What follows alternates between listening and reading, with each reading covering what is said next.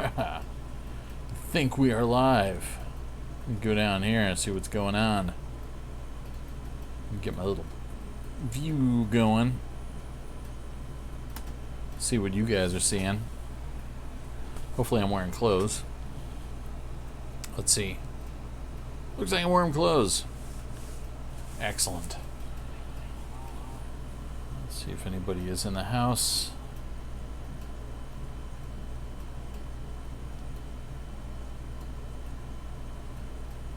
I'm in the house. There I am. Hello, me. Welcome to the pre-show. We're just going to talk about our favorite Ewoks. This week we're going to go into the pros and cons of Chief Chirpa. Haha, yeah, Spencer.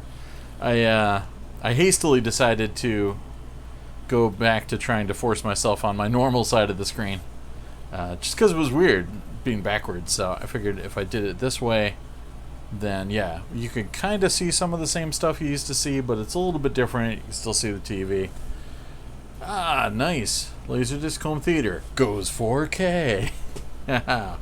Welcome aboard, buddy. Hopefully everything is going well for everyone on this nice Thursday night. It feels like Tuesday. And hopefully our stream will go smooth. We shall see. What's up, Alpha Beta? Sony Muse in the house. Yeah, I mean, right now we're going Chief Chirpa, but Logray he's a dark horse. He might come out ahead. So, yeah, and yeah, Tebow's no slouch either. So, we're gonna yub-nub it up tonight. Wicket, well, I mean, yeah, Wicket's, yeah, he's entry level Ewok. Like, you can't get into the Ewok zone without loving the little baby Ewok or Wicket. You know. It's good stuff. So yeah, we're gonna chat a little bit about LaserDiscs tonight and other fun things. I finally went and saw Once Upon a Time in Hollywood, so we can yap about that a little bit. And just whatever shenanigans go on. It's still hot, so I still have my annoying, obnoxious AC rattling in the background, so pardon that noise. Ewoks animated series. I used to have a lot of the figures for that too, and I sold them. But yeah, classic. The Ewok films, I watched them live, both of them, and then I never picked them up on LaserDisc or anything. Strictly Seg in the house, what's up? I remember liking the second one more than the first one, but Melinda's in the house as well. Hello! Cheers, everybody. Hopefully, in your respective time zones, you're having a good Thursday/Friday. Whatever works. I'm excited to be done with the work week and have a relaxing, slightly weekend. Gonna go see Alice in Chains and Korn over the weekend, so that'll be good. I haven't seen Alice in Chains since probably when they toured with Deftones and Mastodon years ago, and yeah, they were ridiculously good. I think I saw Moiki come through the doors. Moiki had to one-up me. I got a big thing going on this week, and then it turned out it turned out to be nowhere near as big as Moiki's big thing. But yeah, I'm used to that. You didn't miss much, Melinda. We're just talking about Ewoks. Like, yeah, I'll try and find a topic to waste time with while everybody shows up in the room. So this week it's Ewoks. Pro, con, favorite one. I don't know. I'll be a broadcast through the whole shop at work. Excellent. Hello, co-workers. I see you, Tom. Get back to work, Tom. Yeah, man. This is the man cave, which is fully decorated with like my wife's posters. That's my wife's Vampire 100D poster there as well. But yeah, I bought her that because she's a huge Practical Magic fan. Your big thing ain't that big. All right, well, fair enough. Respect.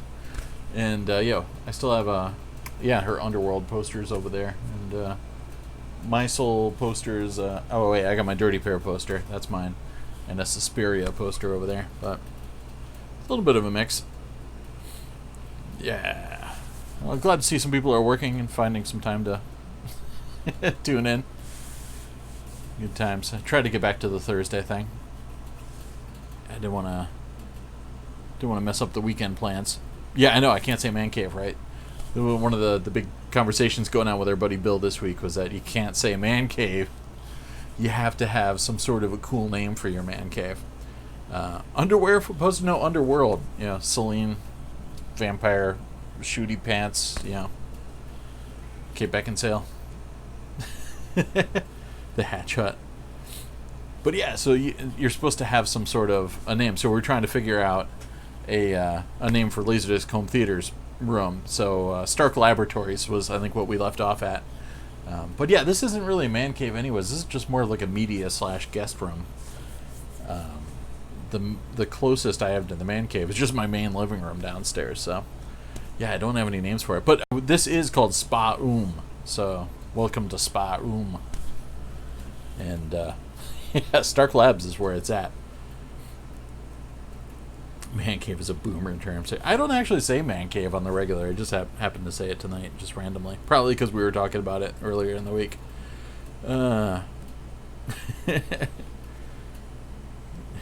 It's not, I swear it's not my Notebook poster. It's my wife's. It's totally not mine. Yeah, but this is the compromise. You know, one of my friends came over the house once, and he's like, "Oh my God!" For like every expensive piece of home theater gear, or for every pile of Blu-Rays or something, there's like a dragon or some stuffed animals or something. So it's all about the balance. Hey Mom, you can sleep in here with my anime. Yeah, for sure. I've actually I've got my old roommate from back in the day is coming to visit with her daughter, and they're going to sleep over. So yeah, they're going to be sleeping in the media room. So they're going to have all these LaserDiscs at their beck and call. And what else do I got hooked up here? I got a 5.1 Rotel receiver, CD burner in case you need to burn some CDs, Quasar LaserDisc player, don't tell Peter, and I got a Beater Sylvania VCR just for fun, an old Sears tape deck in case you need to play some audio cassettes, and then what's down there? Samsung DVD player and UHD player, and then PlayStation 2. So, just for people to sleep over and have a good time. I don't have a waifu pillow. I'm sorry, Marky. Marky.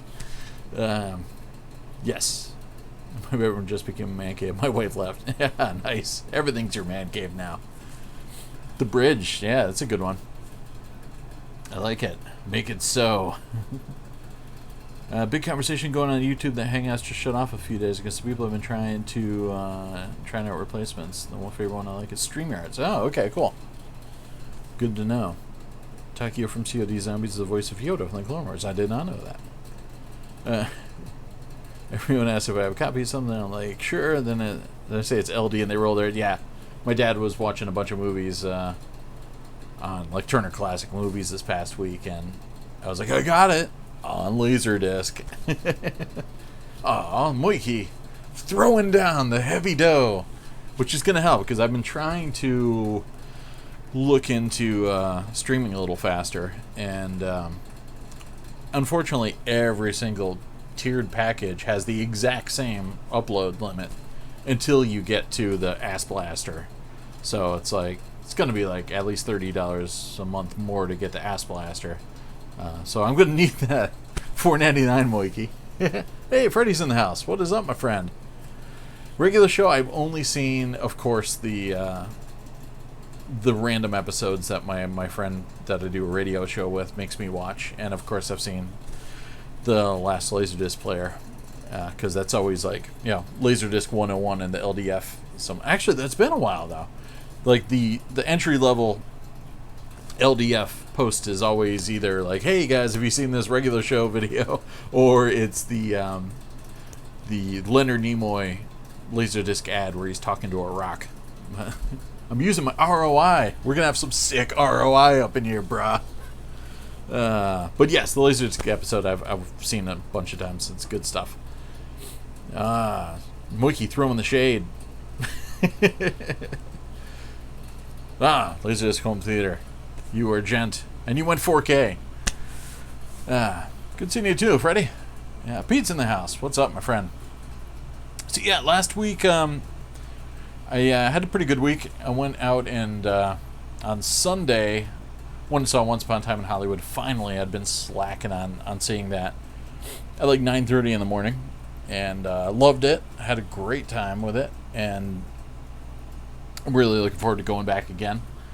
So I might skip out on whatever's coming out next and just go see it again. Oh, Sean's in the house too. But yeah, I loved. It's funny because watching it, it feels like a more mainstream, if you can call it that, Tarantino film. You know, more along the lines of Jackie Brown, in that it's a little bit more accessible for most people. We might show some stuff. Don't worry, in a second.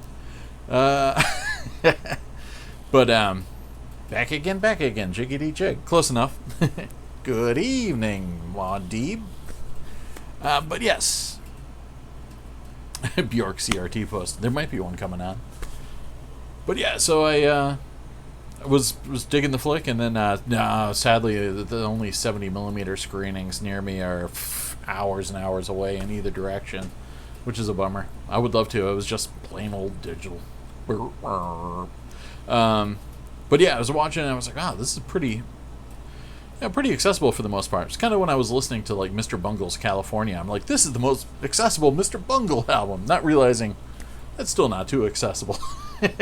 and then the last 20 minutes happened. I was like, yep, this is batshit crazy. Excellent. Moikie's only seen Panic Room and Reign of Fire twice in the theaters. Wow, damn. Twice used to be my minimum when I was in my early 20s. Mostly because I had like different crew that would roll into town. So I'd go see it like opening weekend, and then either my cousin would roll in or my buddy from out of state would roll in, and then we'd go see it again. So, 4 times was like, if it was something I liked, it was definitely 4 times minimum. So like Cable Guy, Election, stuff like that, I saw 4 times. But stuff like Dragonheart, I saw 2 or 3 times. Toned it down a little bit. And then movies that weren't good, like Judge Dredd, I saw 2 times. So worked out. But yeah, The Crow I saw 10 times. Fight Club I saw 9 or 10 times. I saw Titanic a couple times, but it's not my poster. I swear, it's not my Notebook poster. What else? There's a few others I saw a bunch of times, but yeah, nowadays I don't get to see them as often. Multiple screenings. Let's see. Once Upon a Time in America. Let's see what else we got going. Don't say penis. Why not? Oh, too late. Damn it. I got new glasses, but a long time ago. I mean, this might be like a Jim Ignatowski moment where you just noticed it. I also put a pair of vice grips on your ears about 5 minutes ago, too, so if it hurts it. But yeah, I got these a while ago. Yeah, I saw The Crow. I used to go see The Crow. I like the first weekend I saw it twice, and then pretty much like every weekend thereafter. Same thing with Fight Club. I went to go see it like twice a weekend, so it wasn't too crazy. And then back then we had second run, cinemas too for the most part. So Fight Club less so, but there was still an art house theater that showed Fight Club later, so I was able to go catch it again after it was done airing. And but yeah, The Crow I saw in the cheaper theaters a bunch of times too. So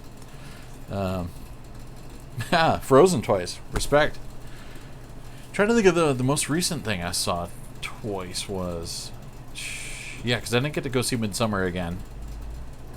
Sam loves The Crow because he's goth. Yes, you got me. I would go and buy goth clothing from Hot Topic, and I never dressed up as The Crow for Halloween though. But I was into it hard. And then there was a comic shop that sadly is gone. I used to love it too because they used to play LDs in there, just hanging out, and then like the guns aren't that. So yeah. Only goths like The Crow. That's not true. I know plenty of non-goths like The Crow. I never put on eyeshadow or dressed up like somebody out of a Bauhaus crowd. Though I wouldn't mind going and see Bauhaus, and I have seen Bauhaus. So damn it, this is all turning around on me. Fight Club is for 14-year-old boys, or 30-year-old man boys. Think about it. See, Melinda's showing some respect for the goths. Good. Yeah, I wasn't prime goth, but maybe goth adjacent. I could enjoy their stuff, and I loved like listening to the traditional goth music and dark wave stuff. But I just didn't go out to the clubs and dress up like. Though I mean, I did maybe buy some stuff just for fun from Hot Topic when they used to sell those like really expensive goth outfits. But that was more for like cool photo shoots and band stuff. Japanese remake of Unforgiven. Oh, I have not seen a proper Japanese Unforgiven remake. I have not. Moiki, thank you. I don't have a conceal and carry. They're just I'm just going full on illegal with these things. Yeah, I'm working out a lot this week, but you can feel it. You can feel the burn through the stream. Where was I? I was at work when I heard about the death of Brandon Lee. Yeah, it came over. I think we were listening to the radio, and it came over the news feed on one of those local pop stations or something. So it was crazy. Yeah, it's tough not to get kind of keyed into the intensity of it, and the fact that he had such a promising career, and this kind of melancholy film about this guy who died too young, and the actor died too young. There was a little bit of a, you could easily build up a little bit of a romantic mythology around it, like you could with Jeff Buckley or someone like that. So yeah, there was a bit of that going on. There was a buzz about it. There was a buzz about The Dark Knight after Heath Ledger died too. Same thing. And it doesn't help to get too wrapped up in that sort of thing, but yeah, no, The Crow really tapped into some great stuff, and I know, and a lot of my friends didn't like it as much as the original comic, because the comic was pretty much just no holds barred revenge, just straight out, so it was a little ahead of its time. Liam Neeson easily could have been Eric Draven, but yeah, so there were some concessions to 90s filmmaking and low budget filmmaking. But that said, I really loved the score. Graham Revell's score is fantastic. The soundtrack is fantastic. So I am a fan of the James Bond. Wolfpack Assemble! Woo! Nice, thanks, Pete. Wolf Fight Club is for cool people. That's right. Yeah, the opening Fight Club jams. Oh, Dust Brothers is fantastic. Let's see. Yeah, thinking about the Brandon Lee thing. Yeah, right? Yeah, and they had to do some of the shots again using some of his facial imaging and compositing, and they did a pretty good job with it, though. I was pretty impressed. But, yeah, I was just reading all the thoughts that Shannon Lee had to say about her dad being portrayed like he was in Once Upon a Time in Hollywood. But, I mean, it was kind of blown out of proportion a little bit, because they talked about her being so angry about it, but it was a little bit more balanced, because she was saying she doesn't believe in her heart that Quentin Tarantino was out to malign her dad, and she knew that he was trying to give tribute to him and was a big fan. But yeah, just the personification of him being this kind of aggressive guy looking for fights and everything like that. So Ken Watanabe, ooh, all right, I'm down for some Ken Watanabe. Ken Watanabe's like a pretty good Clint substitute. So let's see who else we got going.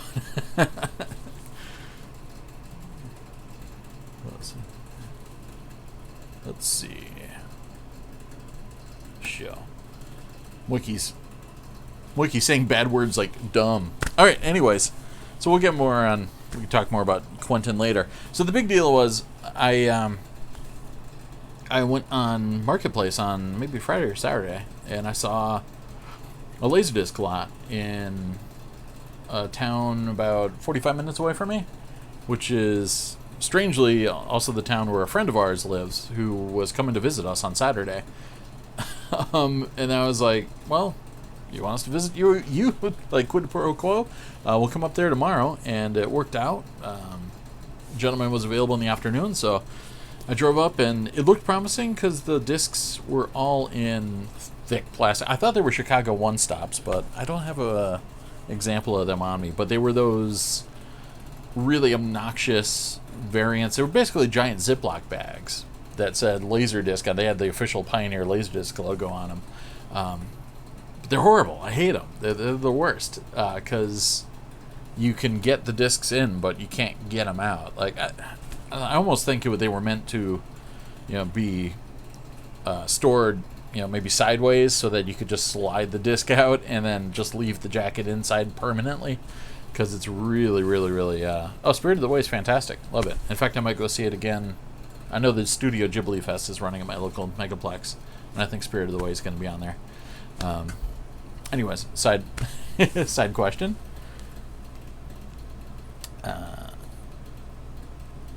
Let's see what else we got. All right. More Unforgiven talk, which I may have gotten in this line, but of course, it's just Unforgiven. It's just a common.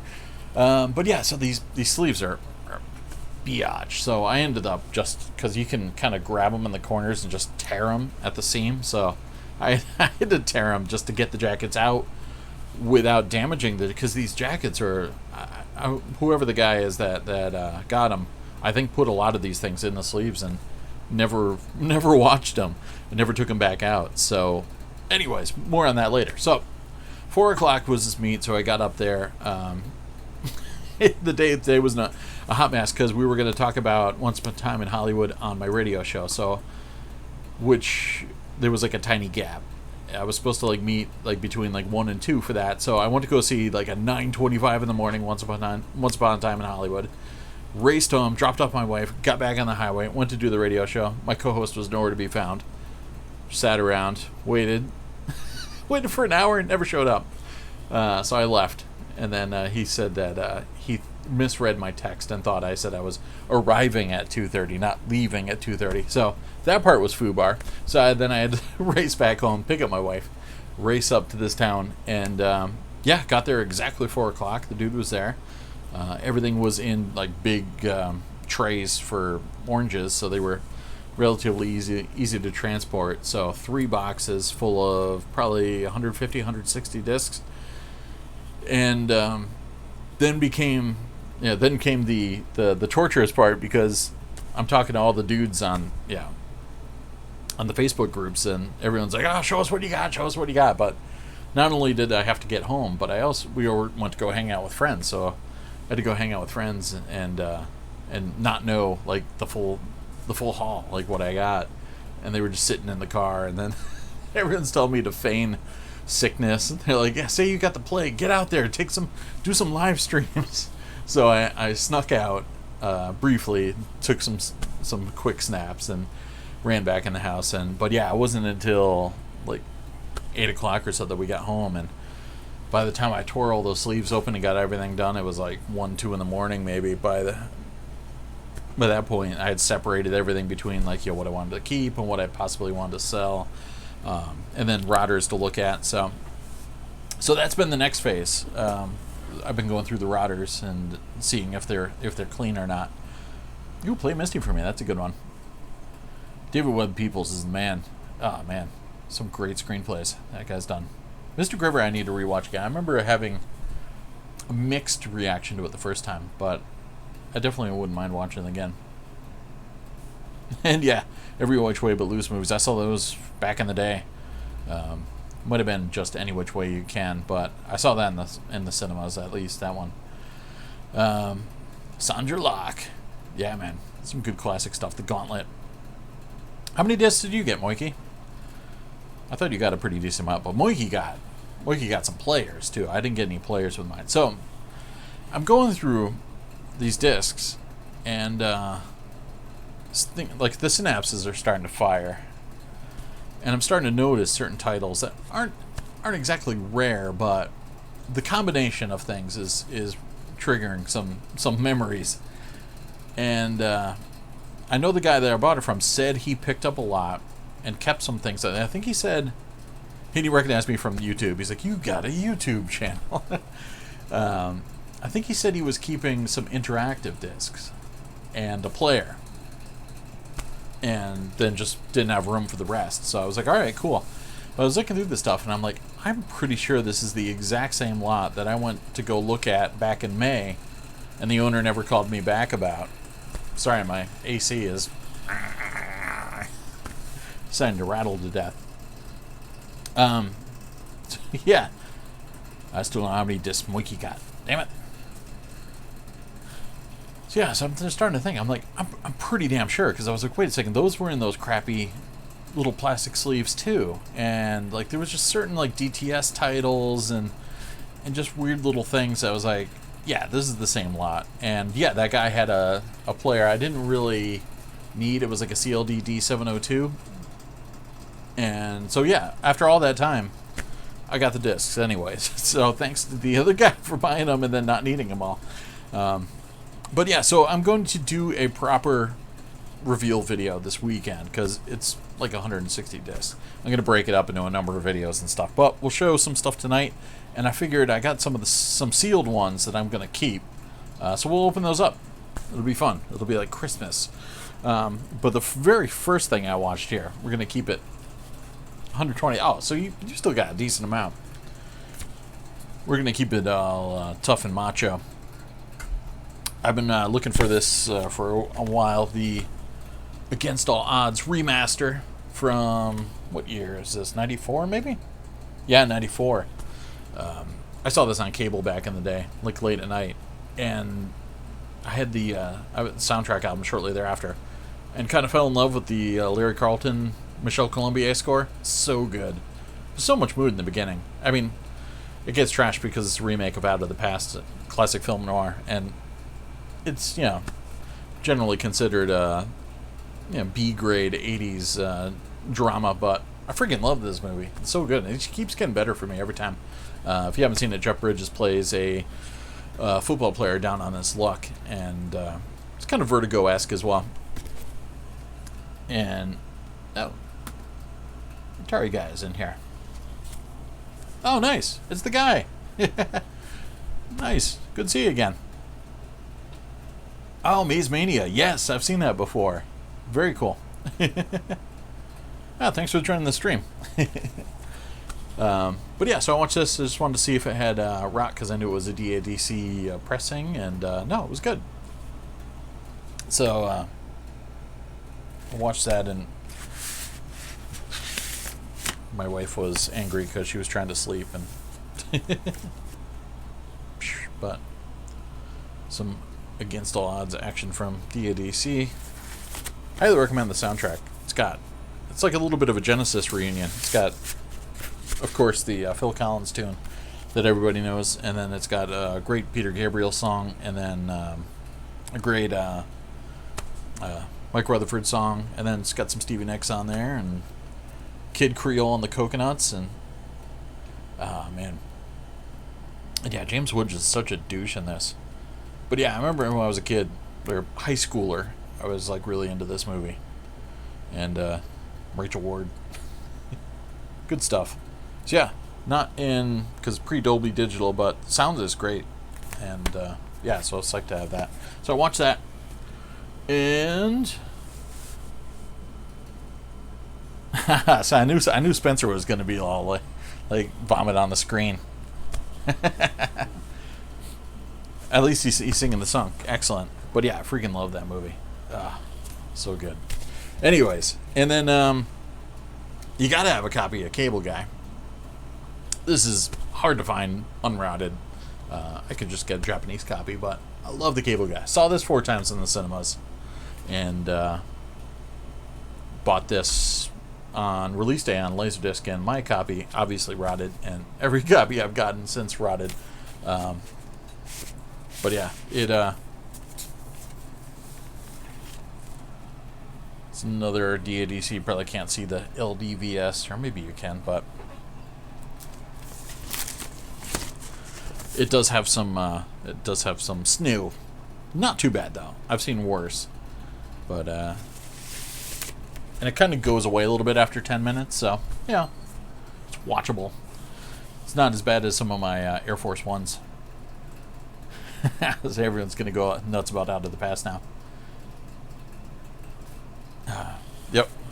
Y'all keep hating on the Against All Odds. I'm just gonna keep singing my jams over here. Take a look at me now. Yeah. Actually, I didn't watch this one, but I was going to. So yeah, get a little tease. I believe there was a later reissue of this. This is the one from 1992, widescreen of The Omen, which there was an even earlier one with the Fox, the gray band up at the top there. So Always glad to have that. One of my favorites. But it is a DADC USA pressing, so I'll check that out at some point. And then, Lawrence Kasdan. There was a Lawrence Kasdan film in the slot too. Accidental Tourist. I forgot about, which I haven't seen in ages, so I'm gonna have to grab that. But you thinking of Body Double? Or Body Heat? Yeah, Body Heat. Body Double's Diploma. I think I have a copy of the... Do I? Do I have it? No, maybe I don't. Nah, I got Body Double. Sorry. False alarm. Bam. Anyways. Back to the pile. Sacrifices to the rock gods, exactly. Jacket's nice. So there's that. And then last night I watched, and I hadn't seen it in a long time too. So I'm sorry, Moiki, this is going to upgrade from the copy you got me. I think your copy was fine. It was sun faded and had dead flies in it. Actually, this one didn't have dead flies, but in the line of fire. I also have the Japanese copy of this too, but it's a nice transfer. Good stuff. James Woods, songs by Phil Collins, Peter Gabriel. See, yeah, it does. Yeah, see, check it out. And the soundtrack is amazing. Like, there's a opening bit with Jeff Bridges just kind of roaming the beaches of Cozumel looking for this missing girl, and I think the song is just called The Search. Fantastic stuff. I used to, I had a mixtape of like moody music. See, I wasn't all goth, Moiki, back in the 80s, and that was on it all the time. But yeah, good stuff. So yeah, In the Line of Fire. It's a common, everybody needs it, but it is also DADC USA and looked pretty good. Watched this last night, and yeah, it's a nice transfer. I hadn't seen this in a long ass time, so.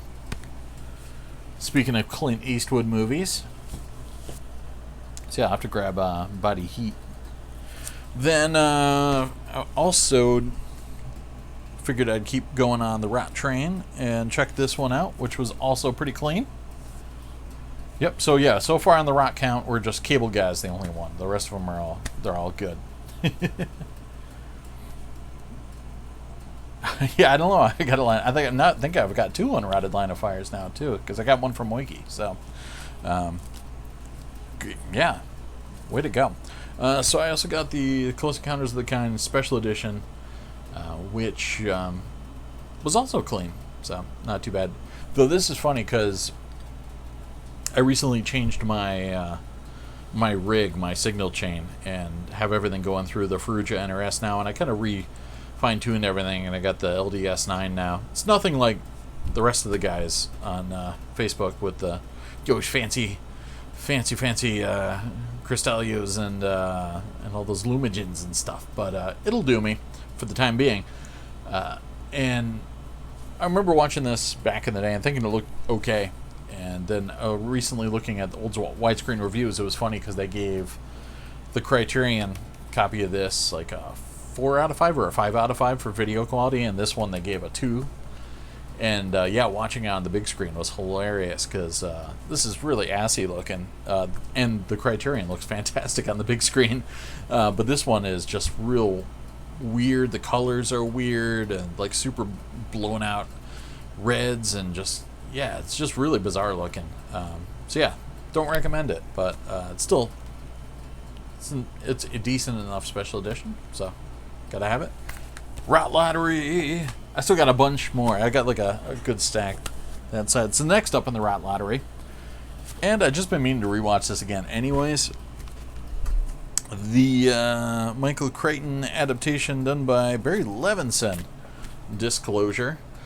It's funny, I was always kind of more into the corporate espionage part of this story, even more than the sexual harassment angle of it.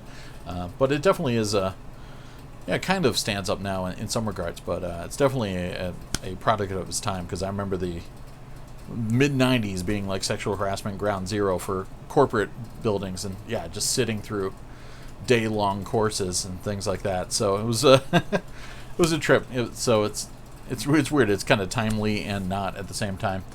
But the special effects were great. The kind of VR stuff and Michael Douglas hanging out in this kind of hall of records. It's pretty much the same thing from Ready Player One. But every time someone else uses it, they have this like goofy like wireframe representation of themselves with their just their face in a flat image. So it's like he's trying to look through the place, and Demi Moore's like wireframe Demi Moore's coming to get him. A little cheesy, but yeah, classic stuff. Michael Douglas is always watchable. So yeah, No Rot looked fantastic, and the sound is fantastic. And this is the antithesis of that. Close Encounters disc. The transfer is fantastic. Looks great. Lots of detail. Though the building that they're in is loaded with blinds and just really, really sharp, fine lines that go crazy with aliasing and kind of effects of blowing up standard definition. I mean, even watching this thing on a CRT TV, like it's going to have all sorts of crazy artifacting because the definition just isn't prepared to handle all that. In the line of rodders. Ba-doom boom. What else we got going on here? Special edition. Oh yeah, special edition. Nobody should actually like really look that out. Because it's it takes away from the finale by showing you what's inside the alien ship. Spoiler alert. Oh yeah.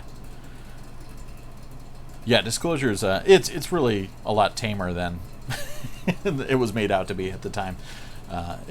It plays it safe a lot of times, but yeah, it's got a pretty good like through story about.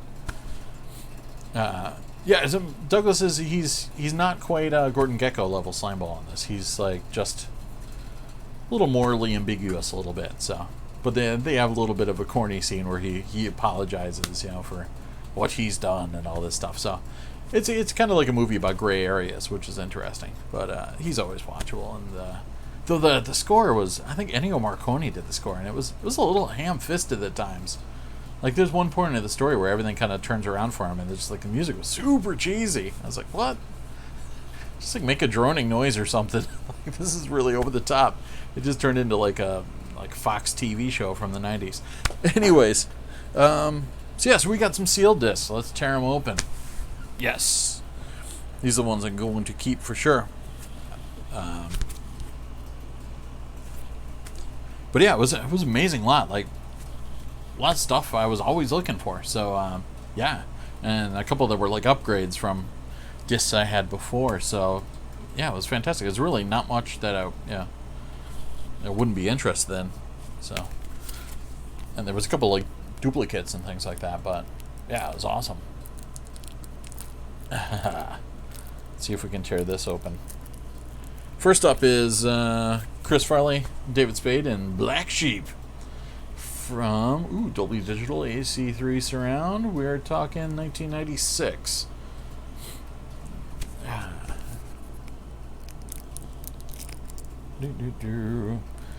Oh yeah, Michael Douglas is definitely he's a spineless wimp through most of that movie. Oh, Demolition Man, I find can be clean. I've got a few clean copies of that, and Professional is tough, man. Oh man, let's see what we got going on here. Tearing open some shrink wrap. Paramount Home Video. Oh, I don't want to bend the corners here. Let's do this gracefully. Blah. Come here. Alright, we're getting there. Take this condom off here.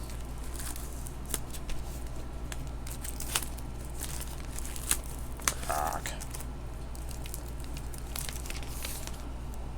How much was this? $9.99 originally, so it was on discount. I don't know where that sticker was from. Like, I usually recognize... Oh, Moikey's leaving. Bye, Moikey. We love you. Don't do drugs. Let's see. Close Encounters, where E.T.'s cousins come to take away the shark expert from Jaws. Yeah, they have sharks on their planet. They need help with them. So yeah. Pioneer the art of entertainment brings you Black Sheep. It's raucous and rowdy. Let's see if there's any cracks. No cracks. We're good. Looks like who pressed this? Pioneer USA, maybe? Looks like they're mint marks. Can't believe Mikey's bailing. So sad. Alright, so that's going back in there. Get back in your home. Wrong movie. Alright, next up is... oh, another $9.98 one. Basketball Diaries. I had a copy of this, but it was a punch-out. So, we're gonna step it up a little bit to a fresh copy. Yeah, who is this?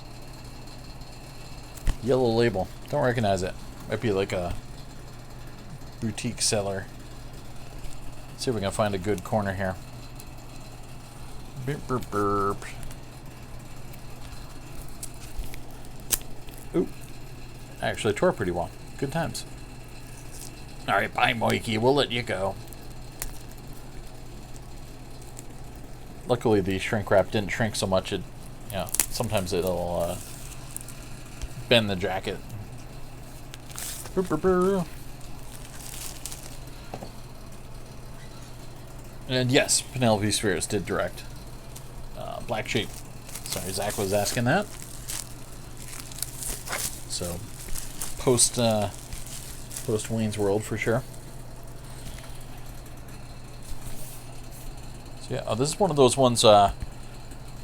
Polygram was always reissuing their LDs in the 90s and putting stickers over the barcodes. That was like their big thing. So there's always like multiple pressings. My Last Seduction's like that too, and what else did they do? There was a couple others that were like that. Let's see who. Why do I have the Ouroboros of Doom? We live? We good? Alright. I think we're back. Sorry if you guys missed a little bit there. I still haven't watched this yet, believe it or not. So it's been on my list forever, but I just know he's like he's playing Jim Carroll, and I guess he's a junkie, and he hangs out with a bunch of guys in New York, and or something like that.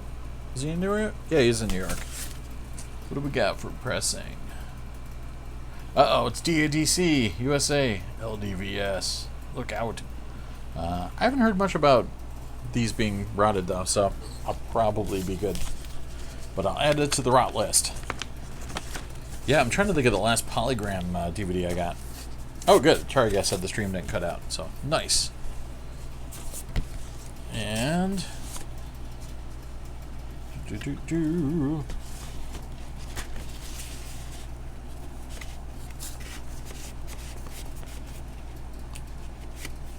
bam. What's up next? Yeah, here we go.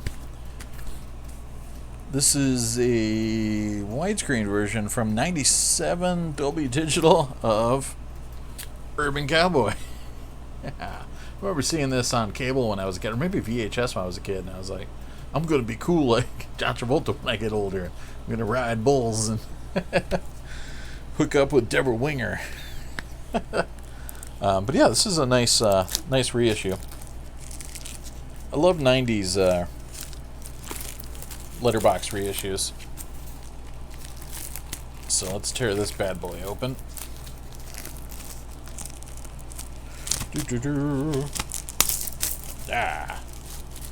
Shred it. Bam. We can do it. Looks like it's a gatefold. Bam. Now we got cellophane all over the floor. Maybe clean that off before the guests show up. So yeah, this is 97. So it's got any commentary track? No commentary track, but so yeah, you saw the front. Here's the back. Yeah, it's decent flick. Scott Glenn's in it. Bunch of down and out people doing down and out things and doing some fancy country moves. 135 minutes, yeah. 3 sides. Not much for extras or anything like that, but pretty damn good reissue, though. Oh, yeah, we're still looking at... Let me read the official Basketball Diaries. We'll read the back of this here, the official write-up. In this taut and gripping film, Leonardo DiCaprio stars as Jim Carroll, a high school basketball hero whose dreams of becoming a star face off against the harsh reality of the New York City streets.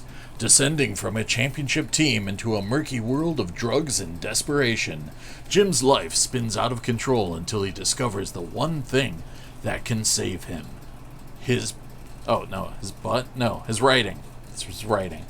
Basketball Diaries is based on the New York Times bestselling novel by Jim Carroll, who went on to fame as the leader of the Jim Carroll Band, major figure in the New York City downtown art scene, and it became a media favorite for his mixture of poetry, rock and roll performance art. Directed by Scott Calvert, the film captures the dark, dizzying world of drugs and life on the streets in gritty detail, and it was shot in and around Tompkins Square Park, not far from where Carroll first appeared on the literary scene. There you go.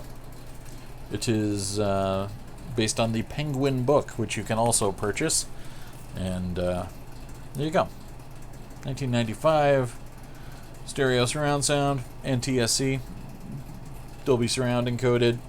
Peter Travers says electrifying, a bust-out star performance. And Janet Maslin says stunning. DiCaprio is a latter-day James Dean. I don't know why she sounds like this. I have Grease on LD. I'm pretty sure I do. Do I? Do I? I swear I have it. Or maybe I sold it. I think it was just like a pan and scan one, so I think I got rid of it. Because I was going to get a better one. Alright. I had Grease on LD. Now, Saturday Night Fever. Did they ever do a reissue of that? Because that was an early... It was like Disco Vision... Here, like that latter end of Disco Vision. So it was like Disco Vision discs that were just repackaged as Paramount discs, and they were horrible quality. So I never did bother to get those. So yeah. So let's move on with another shredding. Let's tear open the what year we got here? What year is this sucker? 90 something. Yeah, 90 whatever. Yeah, it's hiding in there. 98 maybe? Anyways. Mask of Zorro. Sorry, I didn't mean to leave you guys hanging there for a little bit. Ooh, Marky Mark early sighting. Nice. Boss came in. Get rid of the boss. Fright Night Part 2 I don't have. Yeah, I wonder if Moikey has it. Maybe Moikey's got it in his lot. I love the cover on Fright Night Part 2. It's an awesome cover art. So yeah, let's tear this guy open. There's a hole here, but I'm not going to trust that, because then my finger's going to scratch the jacket.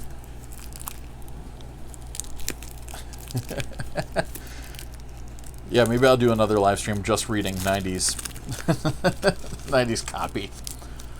So yeah, I'll actually watch Basketball Diaries finally and report back, because I need to do a rot check anyway, so next week I'll have a book report.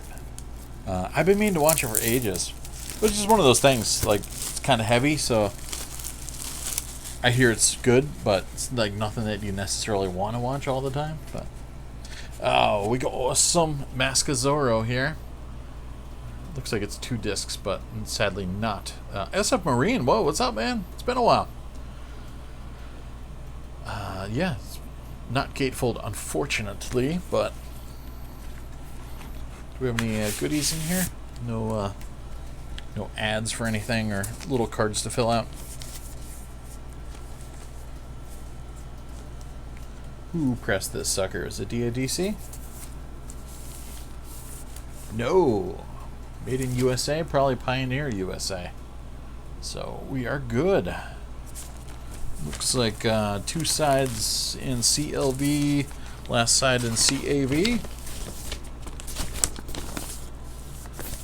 And not going to read this copy. There's a ton of it. Yep, last side in CAV. Any special features or anything? Nope, nothing really. But Martin Campbell of GoldenEye and Casino Royale fame directed that. Also, he did the original Edge of Darkness TV series, which was really good. Recommend checking that out. I don't know if that's officially released yet, finally, or not. I had to get like a torrent of it. Don't tell anybody. Aaron just saw Look Who's Talking with John Travolta. So, yeah, I saw Look Who's Talking in the cinemas, believe it or not. And though the second one, I think, has my favorite moment where he's doing the conga line in the daycare, and he's like, "Is it a poo poo or a pee pee?" I think it's a poo poo. There's a poo poo in the pate, a poo poo in the pate. I will deny that publicly, but that's awesome. Strictly Sega just got Basketball Diaries too. Nice. Woman loved that movie, Zorro. Yeah, I've never seen Mask of Zorro, so now's my chance to check out. Like I said, it was a great lot. Lots of stuff I'd always meant to check out. And so it was perfect. SM Marine got a DVL 919. Nice. Excellent. Welcome to the... maybe you already did the player anyways, but welcome to the player crew. Ah, yeah. Look Who's Talking. And I think I saw the one with the pets, too. Look Who's Also Talking, or Look Who's Barking. Look Who's Talking, too. Then there was, yeah... I don't know. Look Who's Also... I don't know. Whatever. Moving right along. But yeah, Martin Campbell. He's the man. And our last one is 1998's feature of Lethal Weapon Contra. I saw this in the cinemas too. I was disappointed by the fact that Mel Gibson could beat up Jet Li, but hey, Brad Pitt supposedly also beat up Bruce Lee, so you got to deal with it. So let's tear this sucker open. So I have not seen this since 1988. 1998, sorry, not 88. If I saw it in 88, that would mean I would be a prognosticator. This one's got special features. This one's like sealed in the middle, so I can actually grab it and tear it. Edge of Darkness is a PAL region too. Okay, cool. So there is at least some sort of DVD copy of it. Yeah, I don't know where the stream I came from. If it was something from a rip from cable or television or something, or if it was a PAL conversion to NTSC. But yeah, good stuff.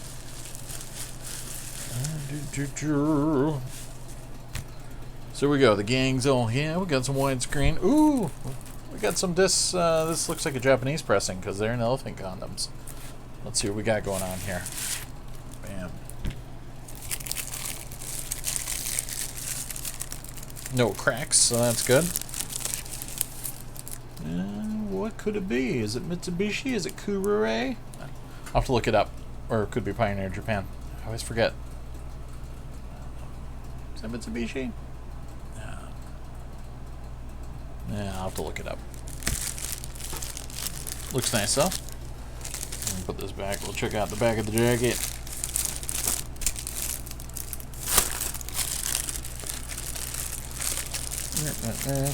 But yeah, when this came out, I was, of course, way into like all my HK bootlegs and stuff. So, I was that guy in the cinema with all his buddies. Like, that is not right. Jet Li would not be defeated by Mel Gibson and his weak American fisticuffs. Special features are Pure Lethal, behind-the-scenes documentary on the Lethal Weapon series, including 4 deleted scenes from Lethal Weapon 4, and 5.1 Dolby Digital Audio. Yeah, can't argue with that. Looks like there's some B-roll on here. And some stuff from Lethal Weapon 2 and 3? Really? Yeah. Oh, this looks weird. it looks like it's mixed up. Like, well, unless it's, I don't know. Maybe that's part of the documentary. But it looks like they. I don't know. There's the end credits. Must be end credits for the Pure Lethal documentary. All right, so that's it. They have like screen or scenes for the documentary as well, which confused me because I'm like, why would the end credits be after that? But there you go. Pure Dynamite. Poor Jet Li. He's all the way in the back. Yeah, so that's it for now. We'll do some more videos over the weekend. Yeah, definitely would be down for an American Werewolf in London from Arrow. Of course, I got the LaserDisc, but I would definitely like to have that on Blu-ray as well. Lethal Weapon 5. Though I am pretty well satisfied with the Lethal Weapon sequels made by the gang on Always Sunny in Philadelphia. So cool. So that's some of them. So yeah, that's the ones I watched this week already, and then the ones that I wanted to tear open right away. But I waited.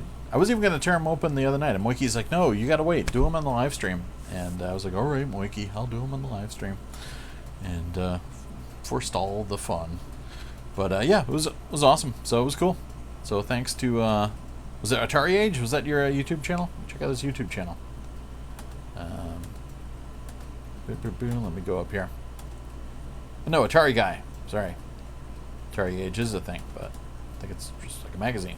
So yeah, Atari Guy hooked it up. So it was cool, and it was a good excuse to go out and visit my friends. So it was perfect timing, perfect location, and so yeah, hope you enjoyed those interactive discs. Maze Mania. I almost picked up Maze Mania once. I saw it in a like a head shop in Avon, Connecticut once while I was just kind of driving through, and they had that and a couple others, but yeah, they were a little pricey, so.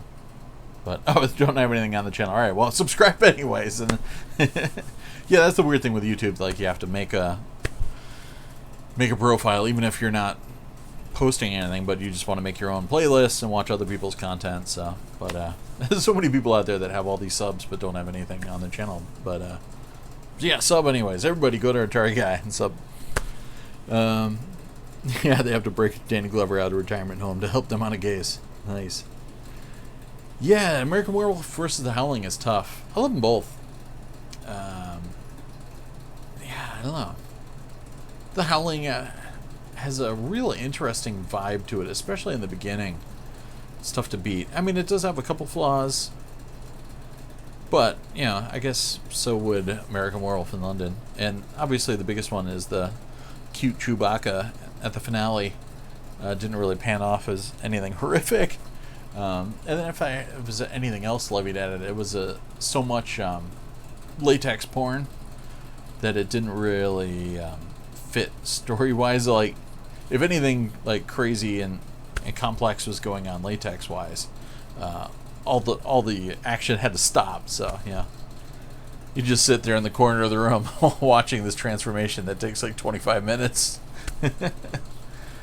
Oh yeah, no, carry on. Oh, your snout is elongating. Good one. I like that. Ooh, look at the hairs.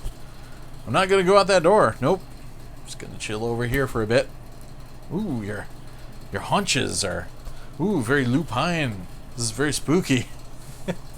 I could be in my Saab by now, or whatever, my BMW, and I could be down the street.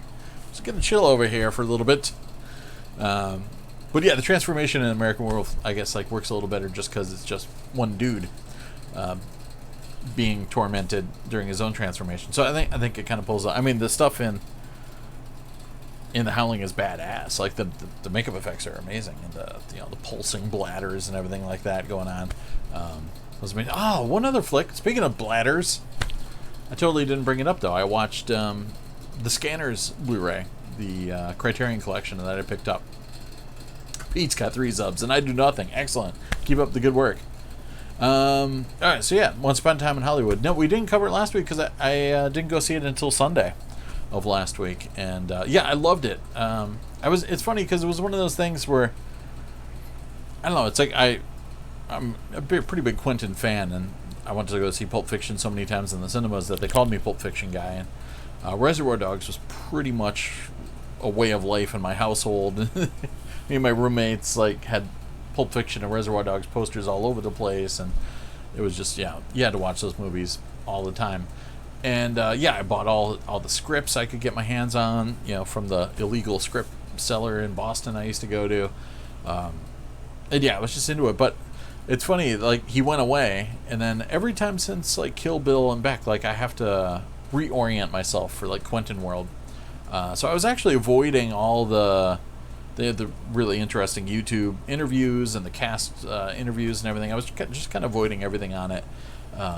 And I was able to kind of wait a little while because, you know, I was like just kind of pushing it at arm's length. But once I get back into Quentin world, it's always good.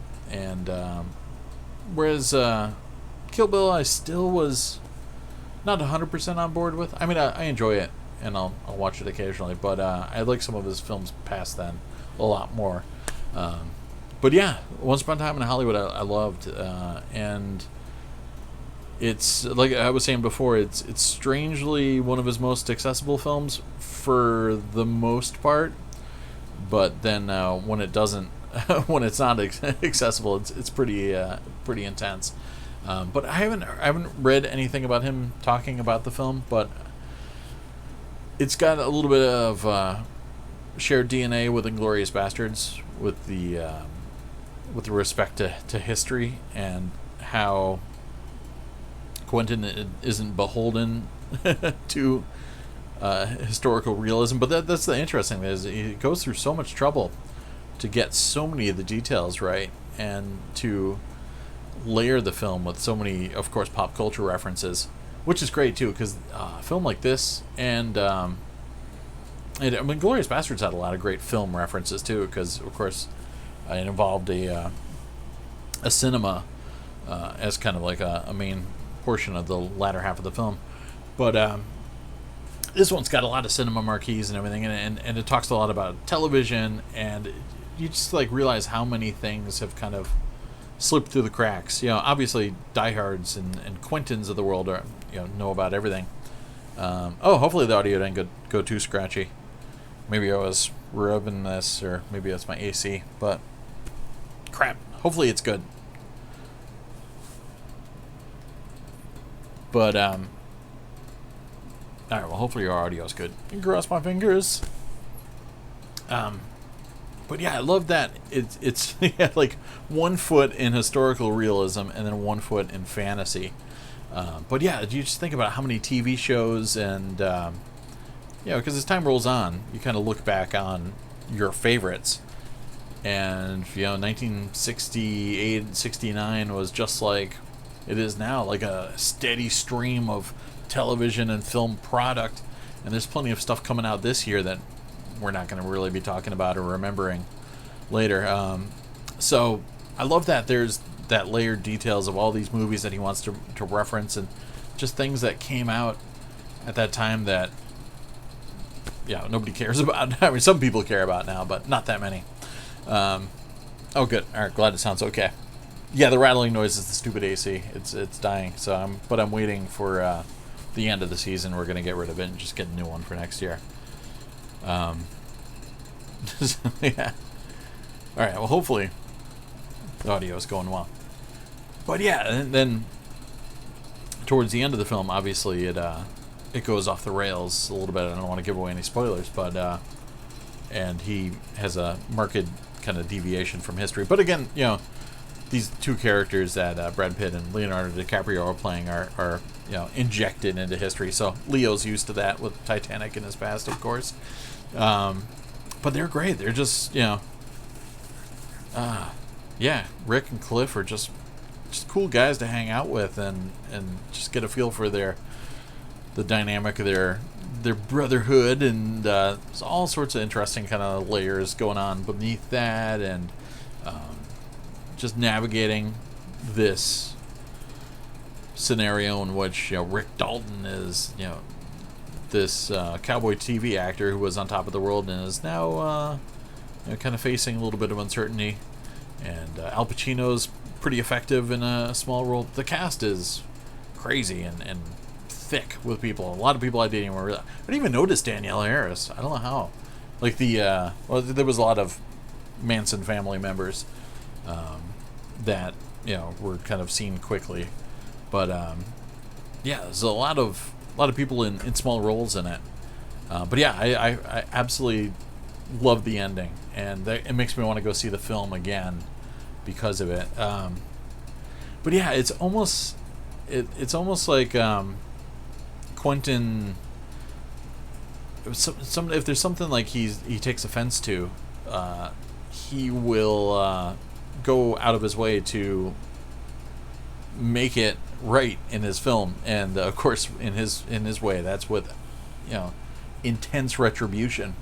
So yeah, you can just get a feeling for him being just completely disgusted by the concept of these cultists invading his Hollywood, like invading what he loves.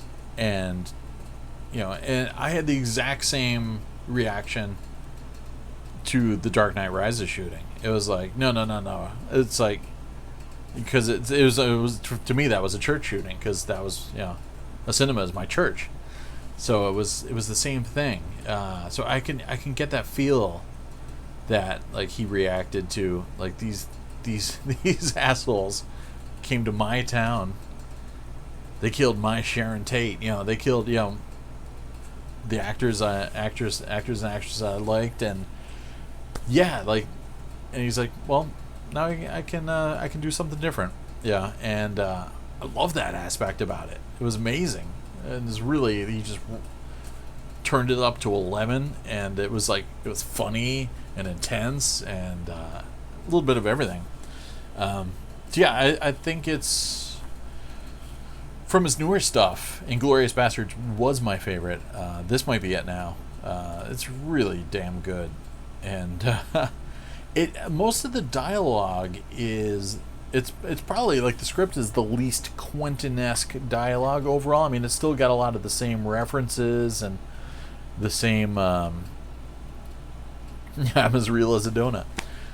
It's got a lot of the same Quentin-esque elements, and there's obviously feet stuck in the camera, and the framing is impeccable, but it's not, I think he's matured a little bit as a screenwriter, because I love, of course, watching all the classics, but there was a time after reading enough Quentin scripts that, like, the performance and the words kind of, there's like a disconnect sometimes when I watch some of his films, where it doesn't feel natural. Like, it feels like the words are so forced. Yeah, but that's from watching these movies 100 times or something. So yeah, they don't necessarily feel as natural, but this one did. Yeah, the dialogue was a little more toned down and realistic, and yeah, this is quintessential Quentin, right? I definitely want to see it again too, just from knowing what happens, and I want to watch it again.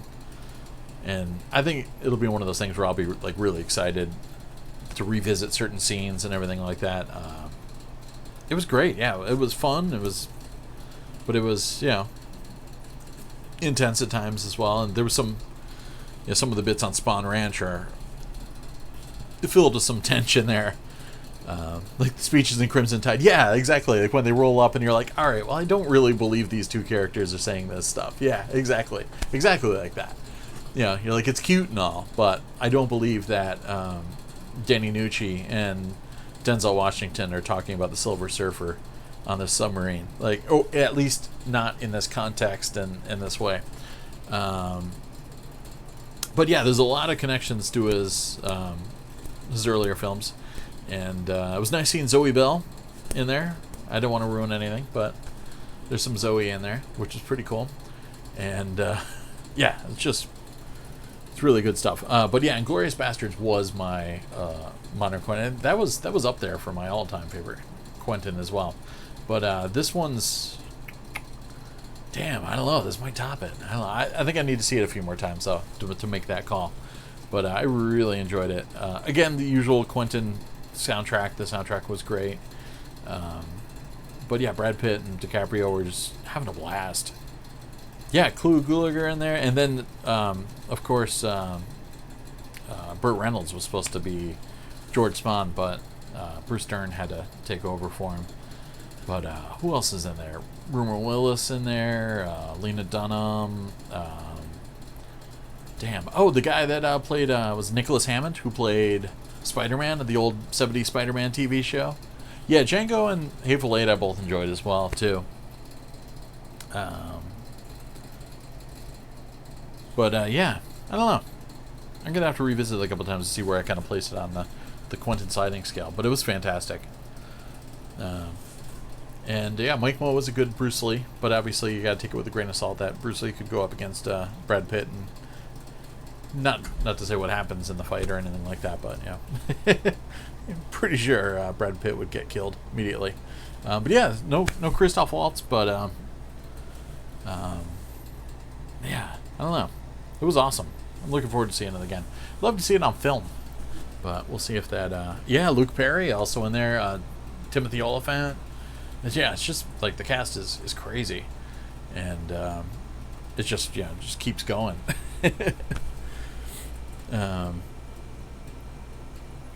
Yeah, Quentin as an Aussie. Yeah, yeah, I'm dying to see it again, and yeah, I loved it. There was a real kind of cathartic kick to this movie, and yeah, just great. And some really funny lines too. It's good quality stuff. And yeah, DiCaprio is so great. Like as an older gentleman now, like he finally grew into his face. I was talking about his work recently. Like, yeah, he just, I don't know. It was tough to take him seriously for the longest time until Scorsese started working with him. But even then, it wasn't probably until like maybe Aviator or so that it was like, all right, he's starting to look like normal, or so. But yeah, he's just, him and Brad Pitt are like perfect in this. Great stuff. So yeah, so I'll be going to see that again sometime soon. What's on the horizon I'm looking forward to? I've been watching the Lighthouse trailer a lot. I'm psyched for that. I've been hearing some good things from Ken on that one, and looks very Lovecraftian. And Robert Eggers is, I should hate him because he's just making like hipster 101 film moves. He's going for like old German aspect ratios and doing this black and white filmmaking, and especially grading it to look even more aged, and it's it's on the line of super pretentious, but dear God, it's like it works. I want to go see it. Yeah, see, for me, best Quentin was always a neck and neck of Pulp and Reservoir Dogs. And me and my dad would always get in a fight because I would sometimes lean more towards Pulp, but he didn't like Pulp Fiction as much. Yeah, like The Revenant, fighting bears. But yeah, we'd always get into fights like about. I love Pulp Fiction and Reservoir Dogs, but my dad was like, I don't like Pulp Fiction, and but yeah, it's tough. Like Pulp Fiction was like an experience. Like part of it too was because I saw it so many times when it came out, so it was like, I don't know, there was an energy about the film, and it's the world's reaction to it and living through it, and I don't know, there was just so much of a Quentin buzz going on at the time. It kind of, all that energy latched onto the film for me as well. So it's but Reservoir Dogs is I don't know, it holds a real special place in my heart. I used to always, it's weird, there's a couple things that are like my go-to albums or movies for certain situations. Like if I'm ever ill, there's the two things that I would always listen to that would always calm my stomach, like if I was nauseous, would be a Metallica bootleg from the Felt Forum from December 1986 when Jason joined the band. It was actually a show that they had canceled and had to make up for because of Cliff dying, and so it was like this big intense kind of moment, and that bootleg is like one of my favorite bootlegs of all time. So I would listen to that or the BT album Ema. Those two, and then I would probably feel good by the end of it. And Reservoir Dogs was my feel good pick me up movie. So if I was having a bad day, a shitty day at work or something like that, I would come home and put on my LaserDisc of Reservoir Dogs, and I'd feel right as rain by the end of it. So yeah, there's always a kind of personal connection with Reservoir Dogs. Yeah, definitely look forward to The Irishman. Jackie Brown. See, Jackie Brown is probably still my least favorite, but I enjoy it a lot more watching it on home video. I saw it in the cinemas. I was enjoying it more than the people I went with, who some of them were frothing at the mouth and ready to kill the ticket taker and ask for their money back. But it was a crushing disappointment. All the energy, the Quentin energy, had left the room.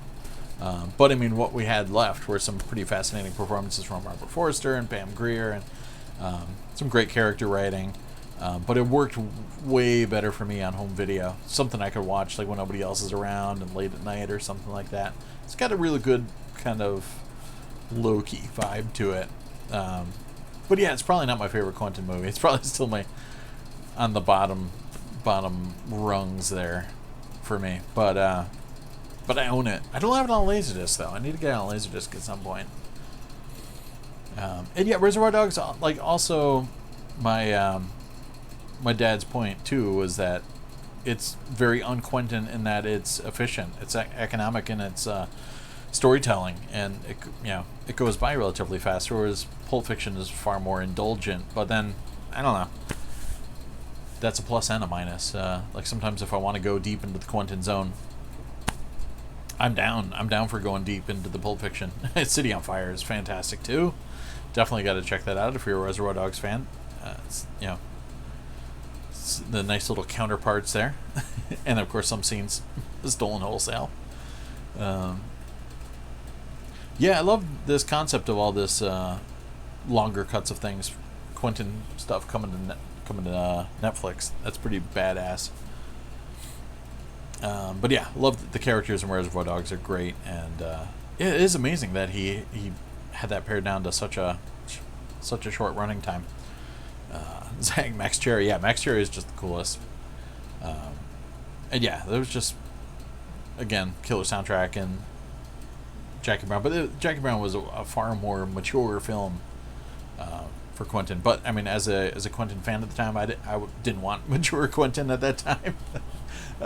Wasn't into that, so it was a bit of a bummer. But that said, I didn't want to kill the guy, at the ticket booth like my friends did.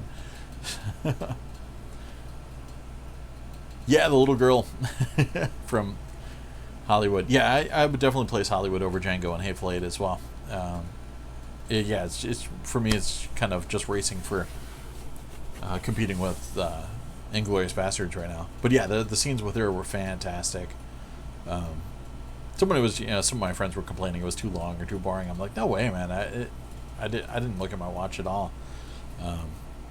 It's great stuff. And just, I don't know. It just had a good kind of easy feeling about it. Just, very good Southern California kind of easy breeze that it was riding on. And, I loved it. Plus, it had some Wrecking Crew shout-outs in there. And, oh, man, good stuff. I want to see it again for all just the details. And, obviously, there's a lot of appearances from famous people at the time being portrayed by other actors.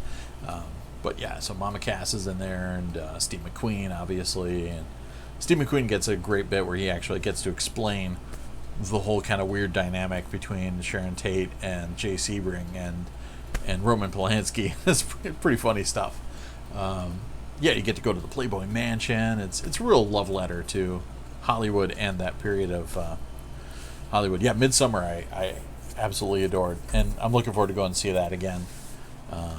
I hate Ari Aster because he's so damn good. I loved Hereditary as well, and Midsummer was fantastic. Also, completely intense and a gut punch, and but a little, I guess a little bit more uplifting than Hereditary. And then he had some real like David Cronenberg moments in there too with the violence, which was like, whoa. Oh, Shane Black's Nice Guys. I really love that film too. That was a lot of fun. In fact, I was thinking about that watching this because there was the actress that played the daughter from Nice Guys is in Once Upon a Time in Hollywood. So I was thinking about how I really want to watch that film again. Because, yeah, Nice Guys is a lot of fun. Yeah, Reservoir Dogs. The actors crush it. Yeah, the McQueen stuff was great. Yeah, that guy could definitely do and I forgot his name too. I've seen that actor in I think he's on Homeland or Homefront or whatever, and he's been in a bunch of British stuff that my wife was watching. There was like a British spy show or a state intrigue show or something like that he was in. But good stuff. I did like the Tarantino segment of Four Rooms. It's funny because I was on the fence, because I felt bad for the first two filmmakers, because Allison Anders and Alexander Rockwell totally got screwed, because it was like the concept of Four Rooms was the Sundance class, the Sundance kids, like these directors that all kind of came up at the same time and had these films that were noticed and so they were kind of like the new coming of like the the Spielberg, Lucas guys, and Coppola and De Palma, and how they all kind of hung together. So they thought, oh well, independent cinema's on fire. We could easily write a script together, throw something together, and each do a story, like 4 separate stories, set in New Year's Eve in a hotel. And then Tim Roth was cast to play this bellhop that's nobody is going to be in this place on New Year's Eve, so he's forced to pretty much take over and deal with all the guests while everybody else bails. And I had the script, and the script was huge. And Quentin's segment was the last, which is great because it's like the pacing of it kind of works out good for it. But it took up so much time, and you couldn't cut any of it.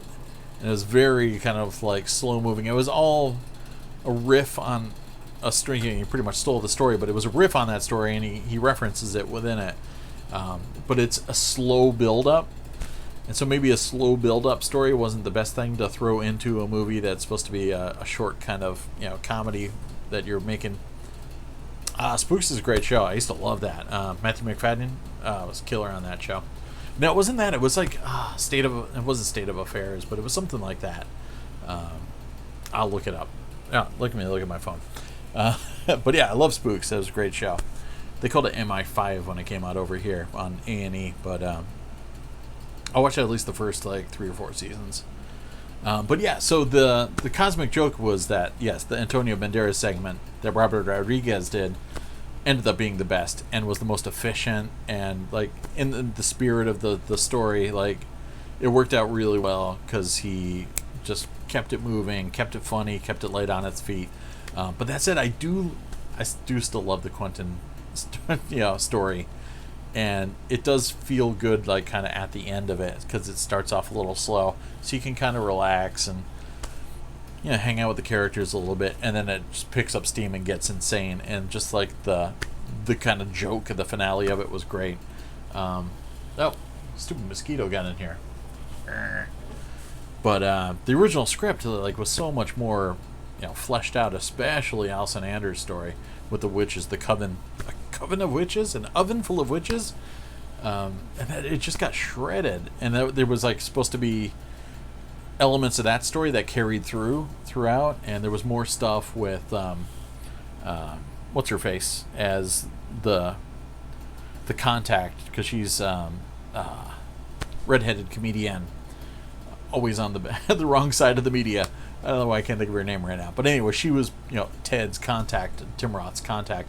Of course, she was out at a party, playing video games or something, and he was only supposed to call if there was an emergency. So there was way more stuff with her character, and more stuff actually in the in-between segments, setting up the hotel and setting up Ted, and all that stuff was trashed. It's funny, when my friend worked for Miramax interning when I was in Los Angeles, he smuggled home just ass tons of videotapes of dailies of Four Rooms, and we just sat there watching them all one night. You just copied it because he was the guy in the video cassette dupe room, so he'd just make dupes of all sorts of random stuff all day, and he had access to all these dailies. And so he had this duffel bag full of them, And we'd watch like work prints of like Night Watch and stuff like that.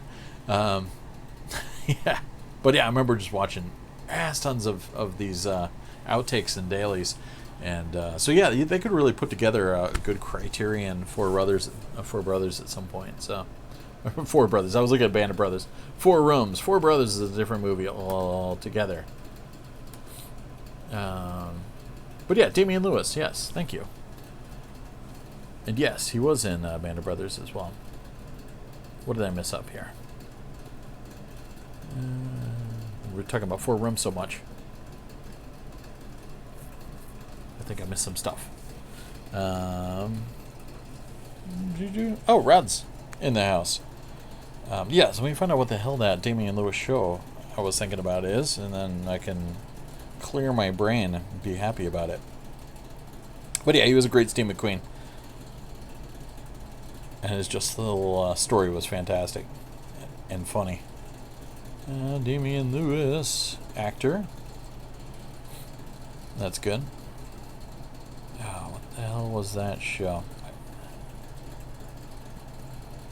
Band of Brothers, yeah. Homeland, yeah. Show me the filmography. Situation, Stormbreaker. Nah, this is all film. Give me television. What we got here? Yeah. Damn it. It's one of these shows. I don't recognize the title, so.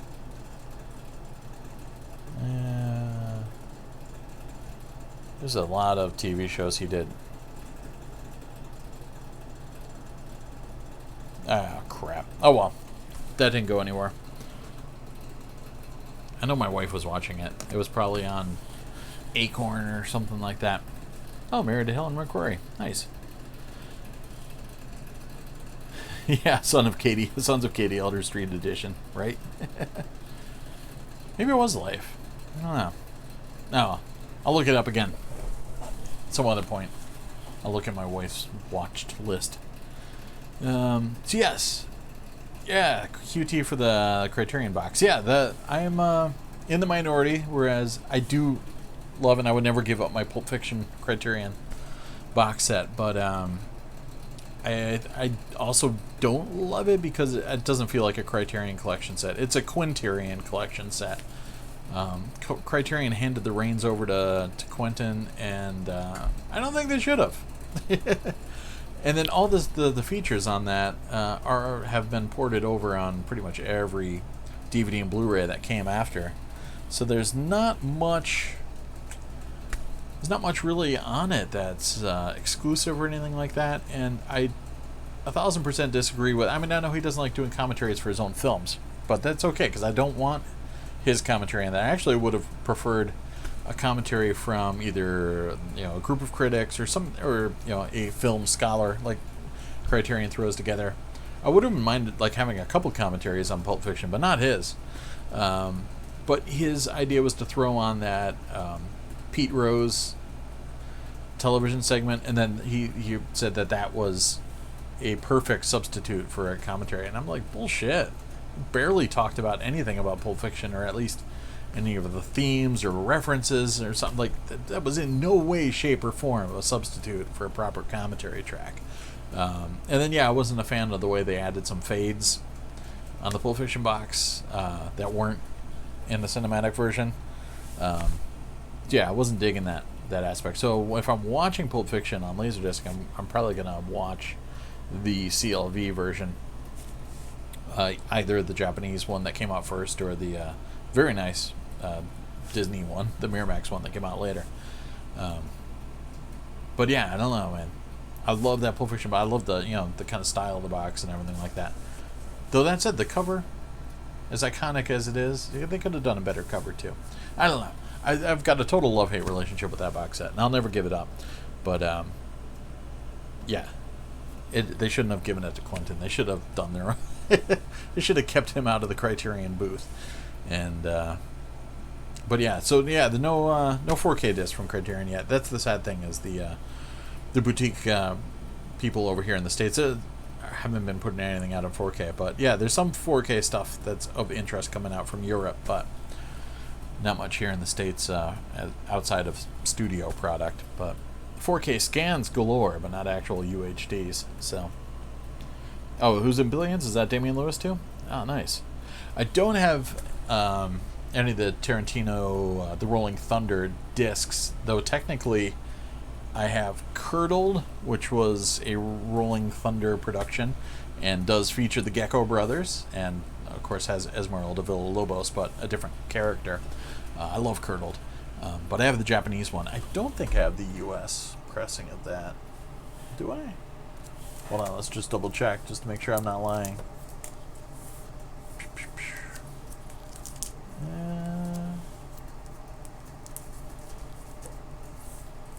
No, I just have the Japanese pressing, and also known as Fetish in Japan. But yeah, so I have Curdled, and I had the VHS releases of Chungking Express and Sonatine, which is a really great film. And what else?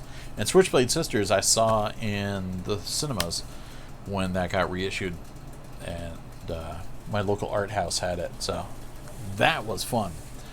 Sadly, like, not, I actually saw Curdled at that same theater as well too, so they seem to carry all his Rolling Thunder releases, but I don't have the other ones on Laserdisc, just had them on VHS.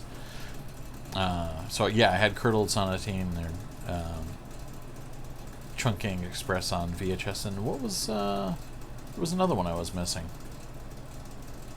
God, I swear there was another one that I'm flaking on, but yeah, I'll have to get those at some point for sure.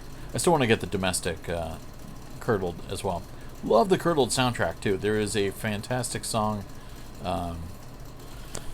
There's like multiple versions. It's like Obsession or Obsession and Confession, but it's a Slash song. That's like the main one is flamenco guitar, but then there's like a rocking version that they also use for the end credits. They're both fantastic. Smoke and guitar work.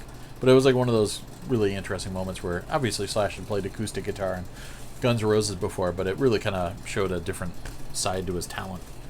A lot of good stuff on that soundtrack. So, freaking Rolling Thunder, the original. Love that movie. Oh man, yeah. Tommy Lee Jones in there, and oh yeah, what's his face? William. Damn it. Hold on. Let's look it up.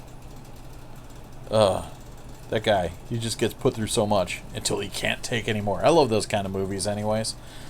And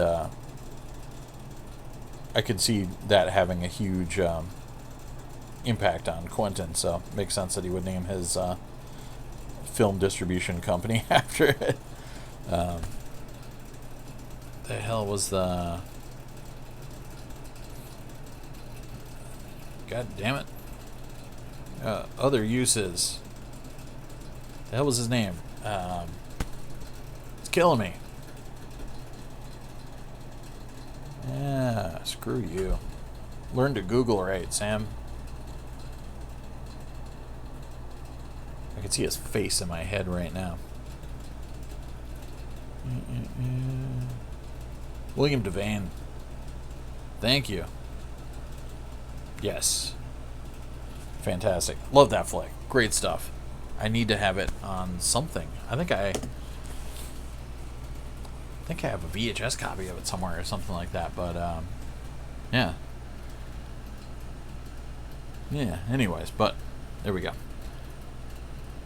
Hi kids, meet Takeshi Kitano. Love topic. You ever thought of doing a couple videos? You did say I want to put in each question. Yeah, I did start a Blu-ray collection video that stalled out about 4 videos in. So yeah, I need to get back on the stick with that stuff. I need to quit my day job. That's what I need to do. And get back. Yeah, there's tons of collection videos I want to do. Some stuff I don't want to tell you because I don't want to spoil it. But it's my collection of nude Ernest Borgnine pics. But yeah, a lot of neat things I want to show. But yeah, it's just finding the time to do it. But yeah, I'd love to go back and do my Blu-ray collection from the start and my DVD collection and all that stuff. Yeah, the Rolling Thunder poster is badass. I wouldn't mind getting that. I still wouldn't mind getting Long Goodbye poster too. That would be pretty badass. Oh, I meant to go back and get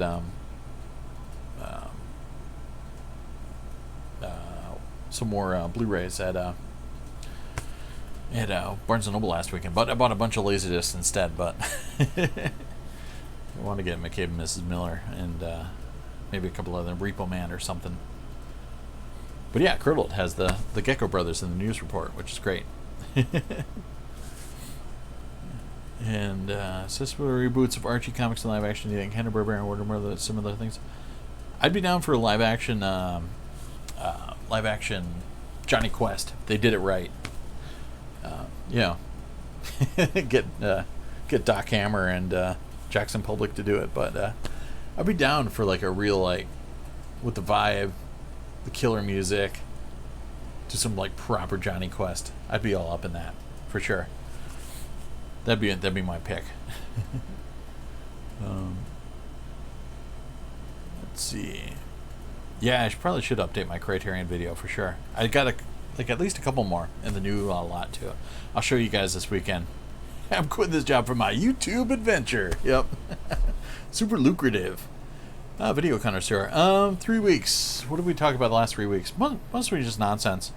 I think 3 weeks ago we probably talked about 12 Monkeys. That might have been the film topic, but we haven't really done any proper film discussions.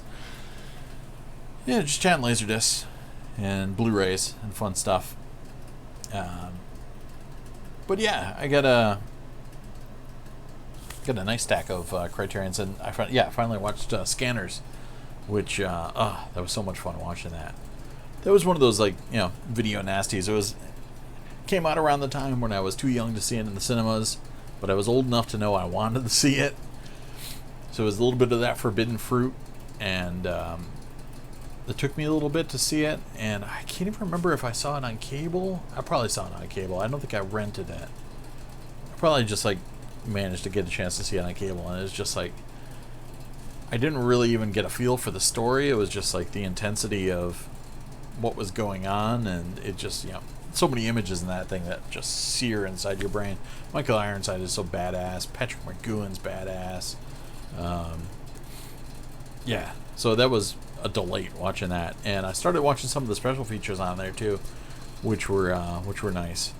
And I think is it Crimes of the Future is also on there, so I got to watch that. But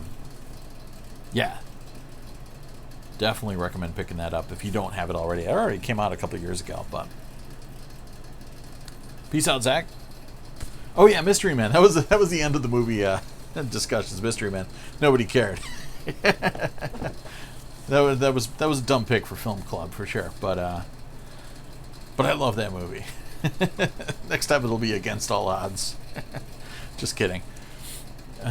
Coolest LD I don't have. Ooh, that's tough because I know there's a nice list of some that I want to get. It's probably a Japanese release, just for packaging and artwork.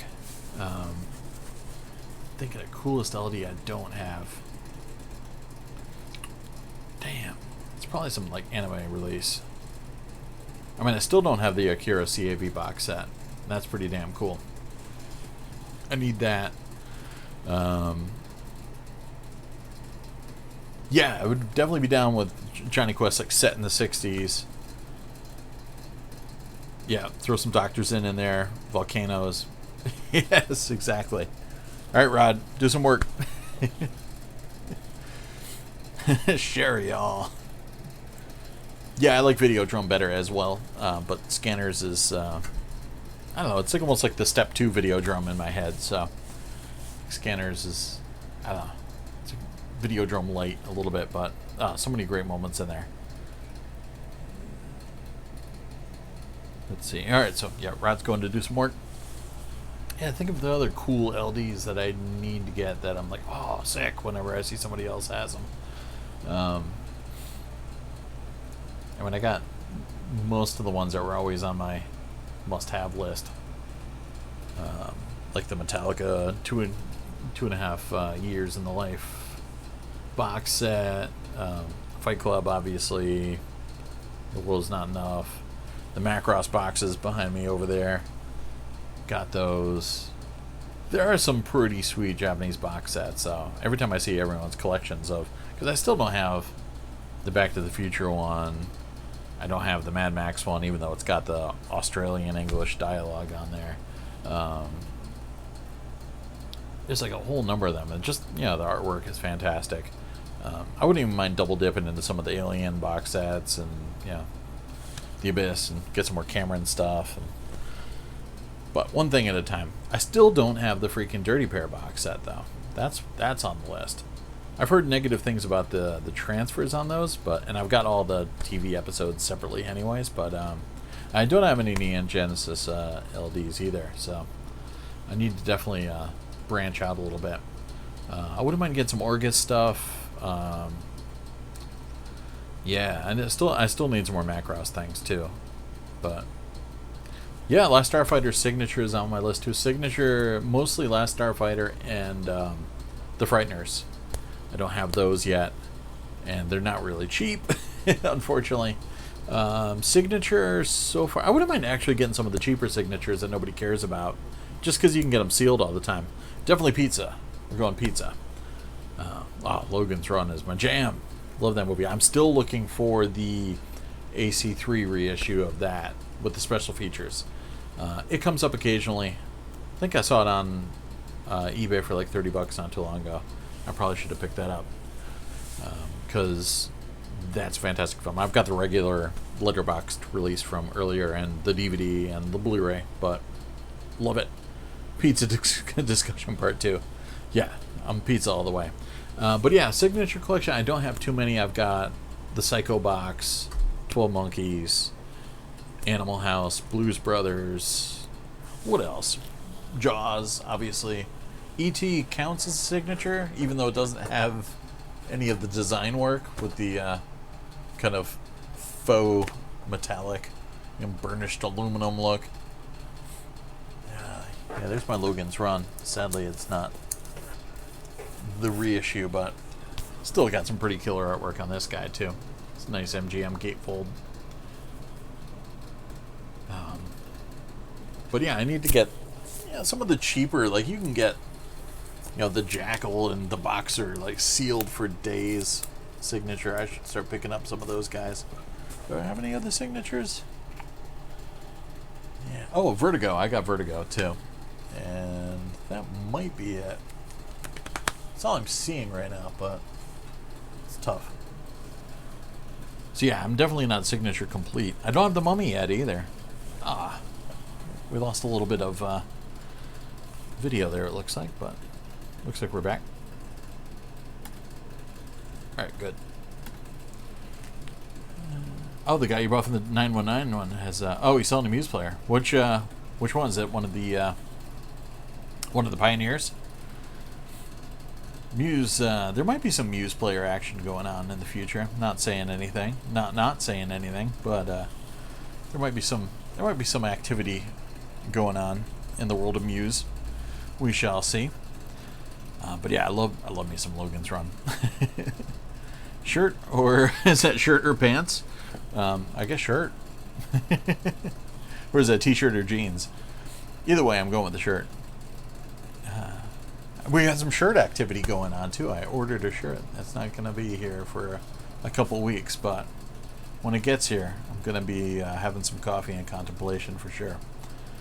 Yeah, the Mummy is still, you can get it for reasonable-ish price. It's not any worse than it would have been brand new, right? So, oh, you got one of the Sonys, the Sony Muse, or he's got it. Nice. Yeah, I definitely have to shout out Sony Muse often for LaserDisc Home Theater, because he's a Sony Muse mega fan.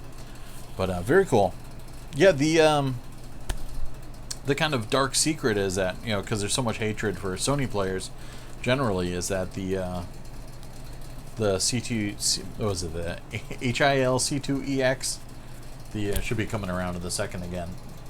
The second Sony player, there was a bigger player that came out first, but then this one came out too, and then there was a Panasonic rebrand as well of the original. But The picture quality is supposed to be really, really good, and I've heard some people on LTDB forums saying that it rivals the X9.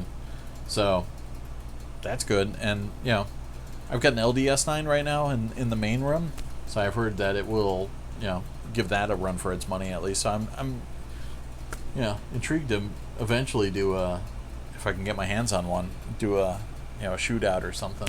But we'll see if it comes back around. But yeah, that's what I hear, at least, is that the Sony is a ridiculous value considering how much a X9 goes for. Yeah, still you get the fit. Yeah, that guy, which is it's pretty sexy looking too. The fit and finish of the X9 is it's a tank. But I wouldn't mind getting an XO at some point too. But oh, he imports a lot of stuff from Japan. I know. I was thinking. Because this lot I picked up is the same lot I was thinking about. It was from a gentleman that passed away, and his family was selling his stuff. And I was thinking about how when you find lots nowadays from people who have kind of left their LaserDiscs on to be sold, you don't find a ton of Japanese stuff. But now that everyone I know is importing metric butt tons of Japanese discs, when my generation gets wasted and knocked off, there's gonna be some killer discs on Craigslist and Facebook Marketplace, because man, there's gonna be nothing but sick imports left and right. So because back in the day, I mean, it was ridiculously expensive even for the people that were rich. Those Twin Peaks box sets were like $400, $500, etc. And one single disc was $80. So Scarface Signature I would totally pick up. I wouldn't kick that out of bed at all. I remember Widescreen Review giving it a crappy review for the picture quality, but then again, that movie's had picture quality issues all the way down the line. And do I still have it on DVD? I think I still have a DVD copy of it, but I still like Scarface for the Miami Vice-esque kind of feel of it.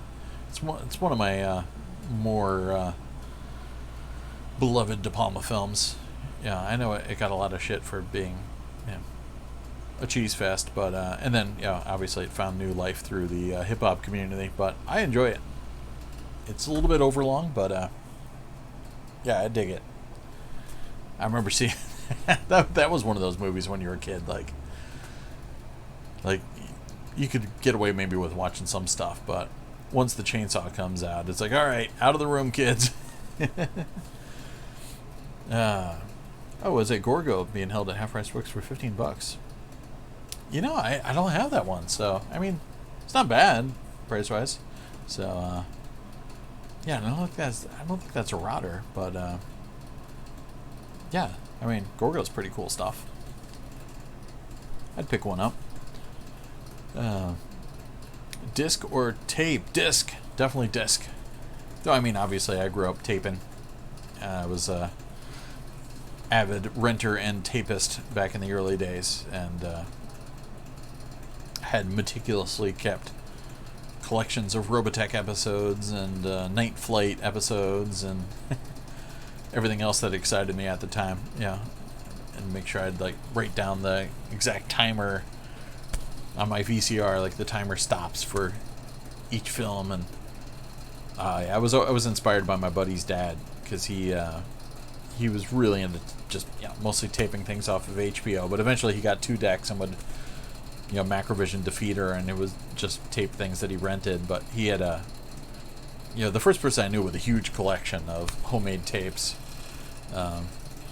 Sorry, I gotta fight back that AC. It's getting really pissy.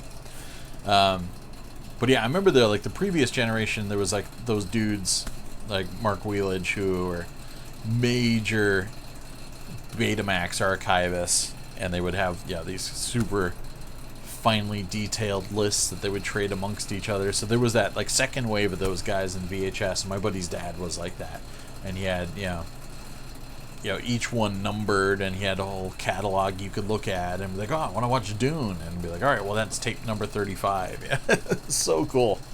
So yeah, I really got inspired by him, and it was just amazing being able to time shift and tape my MTV and my HBO and watch the Howie Mandel comedy special as many times as I wanted to. But nowadays, I'm a discer for sure. I still do have a moderate amount of tapes in the house, and I've got a VCR right next to me, and I've got a SVHS JVC downstairs, and I'm in the process of archiving a bunch of my VHS tapes to DVD. Lately, I was doing Twin Peaks interviews and specials and things from VH1 and about the music and just anything David Lynch and anything Wild at Heart, because around that time there was a little bit of crossover with Wild at Heart coverage and Twin Peaks coverage, and yeah, so good stuff. But I need to get that stuff archived before it starts, getting nasty on me. But yeah, the VHS, I totally did not see the VHS market exploding like it has. That one completely surprised me, and I'm a complete idiot because I had a ridiculous collection of 80s VHS horror that I could have sold, but I just gave it all away. I mean, I kept some things like Werewolves on Wheels. There's no way in hell I'm giving up my Werewolves on Wheels VHS. And of course Evil Dead I'm keeping, but yeah. Oh yeah, speaking of 4K VHS though, I do know a bunch of guys that collect DVHS. I never got into that, but I thought that was the coolest thing, that you could get high definition VHS. A limited amount of D theater titles, but there's some good stuff, yeah. True Lies, I know a lot of people like getting True Lies on DVHS. So yeah, you can get some HD VHS. It's the coolest. Let's see, what else we got going on? Which one? Oh wait, what we got now? Scarface, then the 32 one. Please don't tell me you like the 1930. Don't give me the typical Spencer. It's out. Pete and Spencer going at it. It's me, of course. It's the 32 version. Good stuff. But yes, so I definitely thinned down the herd, and sadly I had a ton of tapes that were like unmarked and everything that just kind of went to the tape depot down at the transfer station, and so I'll probably see those on Monster Movie Apps Mystery Tape Monday at some point. I've got all my like home movies and things like that, but I gotta transfer that stuff. Yeah, I got all my old talent show footage and old stuff from my band, my thrash metal band from back in the day. I got to transfer, and I mean, it's pretty pointless to transfer all the Night Flight stuff because I know most of those are all available. But I'm gonna do it anyways, and occasionally if I find something cool that has all the original commercials, I'll transfer those. But I feel bad because back in the day I was obsessed with my Flying Erase Head on our NEC deck, and I was like prided myself on being a remote champion gunslinger during the commercial breaks and seamless edits. So if I was taping that Arsenio Hall interview with Frank Zappa, like bam, there was like seamless commercial break edits. And when I was making dubs of the Alien Special Edition Laserdisc, my friends, I would be like super smooth on those side transitions. But now everybody wants the commercials. But is Drake and Josh my favorite anime? No, my favorite anime is Macross, followed by Cowboy Bebop, followed by Dirty Bear. And I think that's it. That's where I'm leaving it. D Theater, man, way of the future. Yeah, I remember Widescreen Review was like psyched about it at the time. They were really pimping it. Finally got Ghost Town in LD. It turned out to be a rotter. That's rough. Any of those old Image releases that 3M pressed, it sucks. I was so excited to get Dudes on Laserdisc, and yeah, it was rotted. I mean, it's still watchable, but Ghost Town in particular, I've heard a lot of tales about that one. I gotta get the Dudes Shout Factory still. I think that was that Select series they did on Blu-ray. I gotta get that because I freaking love that movie. Let's see. Oh, we're still talking Scarface. Okay, cool. Use the X9 as the main Macintosh 720, but he won't sell. Selling the Sony for $900. All right. Greatest anime film, mine is Akira. Yeah, same here. Akira's top dog for me. you know, and I could cheat and of course say the Dirty Pair Project Eden movie and Do You Remember Love, Macross. But Nausicaa in the Valley of the Wind is up there. Ghost in the Shell, obviously. Yeah, the usual suspects. My Youth in Arcadia, love that. I love the Space Adventure Cobra movie. Yeah, what else? There's a couple others that are, but yeah, Akira's like complete top of the heap for me. Like that movie's a way of life. Yeah, and it probably isn't changing anytime soon. In fact, I really, just saying it, I want to watch it. But yeah, Macintosh 7020, I feel bad because I love. It's not a butter face, it's like butter butt. Like, I love the top half. It's not even a butt. Like, butter bottom. The top I love. I hate the bottom of the 7020. I hate those little chiclet buttons. It just looks like some cheap, like, piece of tech from the 60s that's been sitting in a garage for 80 years. I mean, you know, the top of the blue light and everything and the gloss, beautiful, but those stupid chiclet buttons. Ugh. Like, it would have looked like bad tech if it had been in 2001: A Space Odyssey. I would have been like, I don't want that. So I hate it. I hate the, I don't know. For some reason, the retro styling of the Macintosh 7020 just doesn't work for me. I think the CLD 97 is a far classier looking player on its own, and that they, like, you know, they took a poop on it. They tried to polish a turd, but they turded up an already great polished gem along the way. Laser swords. Who's got a laser sword? Oh, what is a laser? Oh, do you need a LaserDisc primer? We can give you a little bit of a LaserDisc rundown. Oh, Grave of Fireflies. Holy crap. But yeah, if anybody hasn't seen a LaserDisc, it is the first optical disc format. It's kind of, even though I cover Blu-ray and DVD and everything like that, it's the format of choice here. And kind of one of my first videos was talking about LaserDisc. And very good. Sam Marine also agrees with me on the buttons.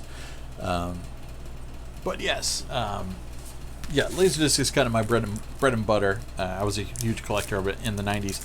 But it was the first optical disc, and it was a 12-inch shiny format, utilizing a lot of the same technology that later got put into compact disc.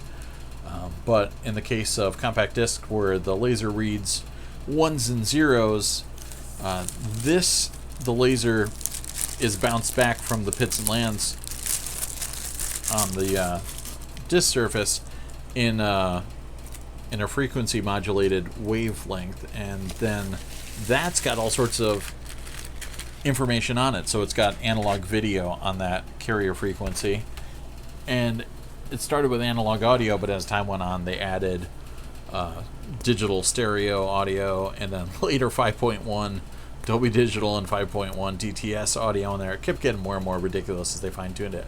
But it was the, you know, the boutique home video format of the time, and you know, the Criterion Collection started with it, and that's where letterboxing officially happened with CED, because they did Amarcord and a couple other films. But Manhattan, Woody Allen's film, is largely given the first letterboxed release awards, even though that's not exactly true. But I do have a copy of Manhattan kicking around here somewhere.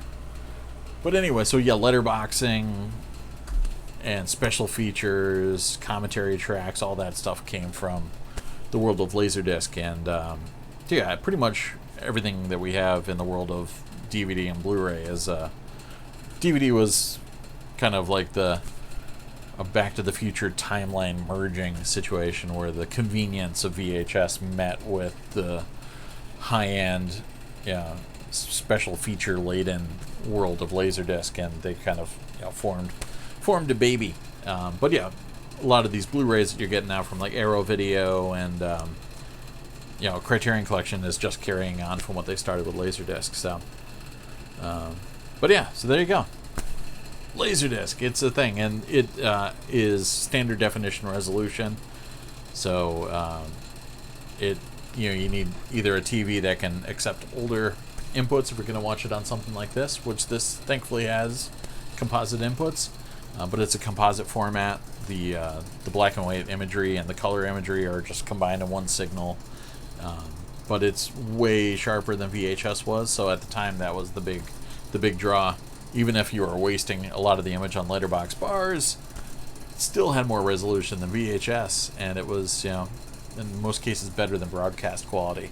So the only thing that could touch it was SVHS later on, but yeah. So, and then that's where you could get all the special features, James Cameron movie director's cuts and stuff like that, and yeah, it was kind of a way of life for collectors and cineasts and, you know, people into special features and fun things like that. I'd definitely be down with some Green Hornet Blu-ray action. Yeah, Manhattan with the blue matting bars, right? Yeah, they didn't quite know what to do with the matting at first. But yeah, I haven't seen Manhattan on Laserdisc yet, but I do have a copy of it. Where is that? Is it over here? Oh no, it's on the other side of the room. Damn it! But yeah, so that's Laserdisc in a nutshell. Oh no, I'm in a nutshell. I'm Laserdisc. Especially since Batman 60. Yeah, it's still not Batman on Blu-ray either. The original. Let's see. Ooh, Citizen Kane Criterion Trifold. I have the silver box. I need to get some other later Criterion stuff.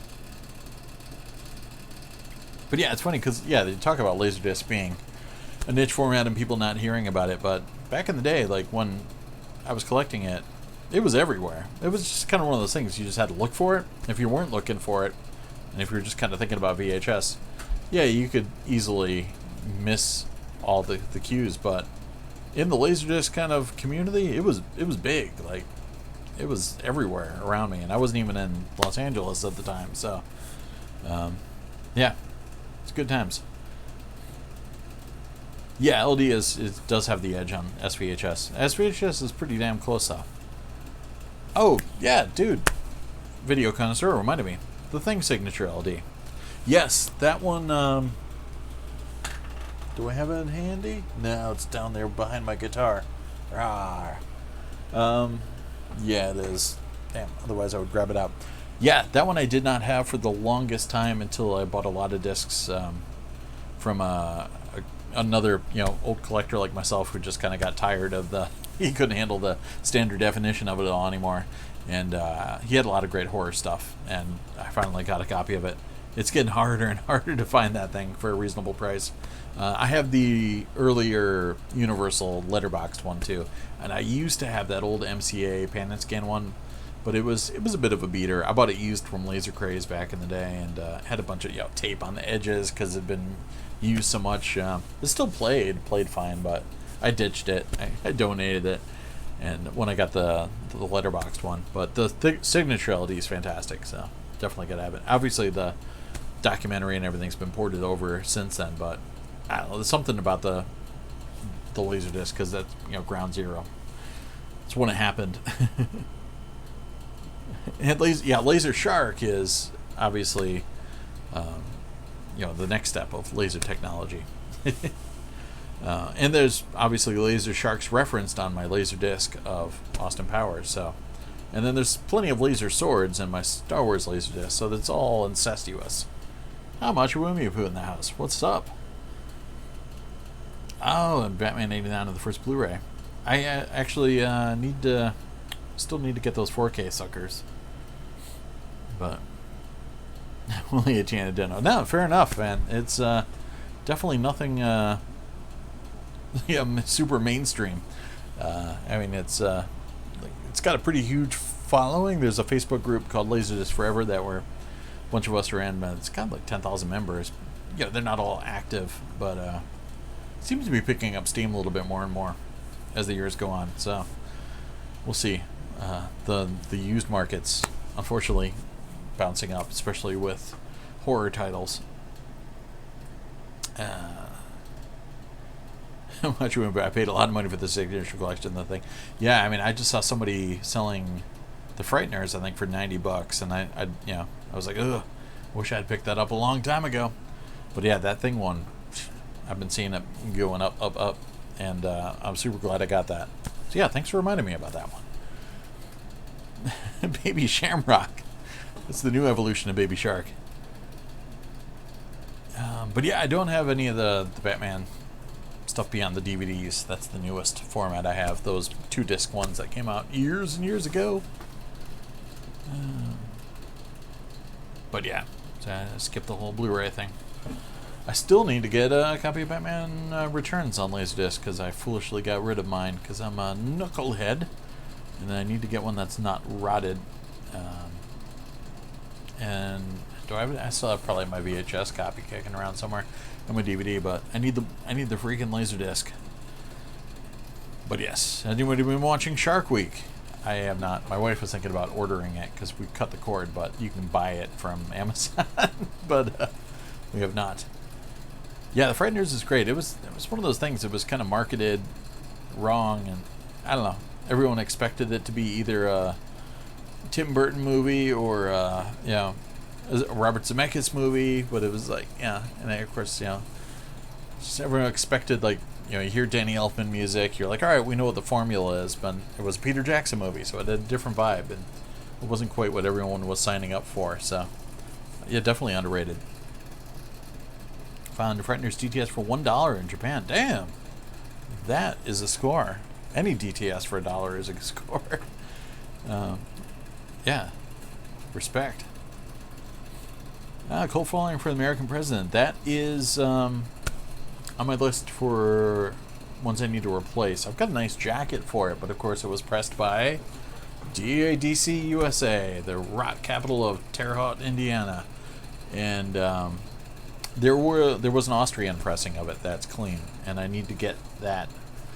The only way to tell if, without looking at the mint marks, is if it still has the shrink wrap. There's a manufactured in Austria sticker on the back side, and so I need to get one of those. I need to get an Austrian The Net Laserdisc as well. But yeah, American President I need to get, because mine's got a decent amount of snowflakes and rot, unfortunately. But yeah, maybe there is a cult following for it, but I'm down for it. Yeah, Signature Collection, I'm assuming pockets of it are going to keep going up. But, some of them are still probably going to be affordable. But yeah, anything horror is going up. And yeah, Last Starfighter is... I've waited too long for Last Starfighter and Frighteners and The Mummy maybe even too. I probably should have gotten those years ago. Let's see. Bay City, live action Hanna-Barbera. I'd like to see some Scooby-Doo. High School Coming of Age, Dark Mystery. Yeah, I mean... Yeah, they did some Scooby-Doo live action, but they could do a different tone. I'd be down for that. Scooby-Doo was always my next favorite. Just because, so many horror movie elements in it, even though it usually ended up being, non-supernatural, and it was just a guy that would have gotten away with it. It wasn't for those meddling kids. And of course, I still watched all the Scrappy-Doo stuff when I was a kid. It was going down. But yeah, I don't have Batman and Robin on Laserdisc either. I'll have to get that. Stranger Zoinks. Nice. Spencer's got their Austrian American President. Yes. Damn it. Well, respect to you for getting one at least. And thanks to Laserdisc Forever, I have a lot more horror tales in my collection. Oh, nice. Yeah. It was, the rabbit hole goes deep for sure. I'm excited to see what Moiki got in his lot. I know he got a Roan, I think he got Blood and Black Lace was his Roan disc. So I'm assuming there's probably some more horror in that lot. I would love, if the price was right, to complete some more of my Elite, collection and the Roan stuff, but it's tough. It's tough to justify sometimes those prices when I know I could get, Fulci stuff pretty on the cheap on Blu-ray. So, but yeah, like some things I'll splurge for. Evil Dead, obviously. I'll definitely go that extra step for Evil Dead. LG 4K OLED, a really bad burn-in. Oh man, LG hooked you up with a new screen. Oh, nice. Oh, but you lost your 3D capability. Damn. Yeah. died a quick death, huh? There's an interesting thing about it. You know, technology is, you're like, oh, see how long this lasts. My first projector was a LCD, 3 LCD Sony Cinesa 720p. Didn't last long at all because it was a gorgeous projector. Like, the styling of it was really nice, but it was so crammed in there that it cooked itself to death, and the optical block got cooked and started turning blue.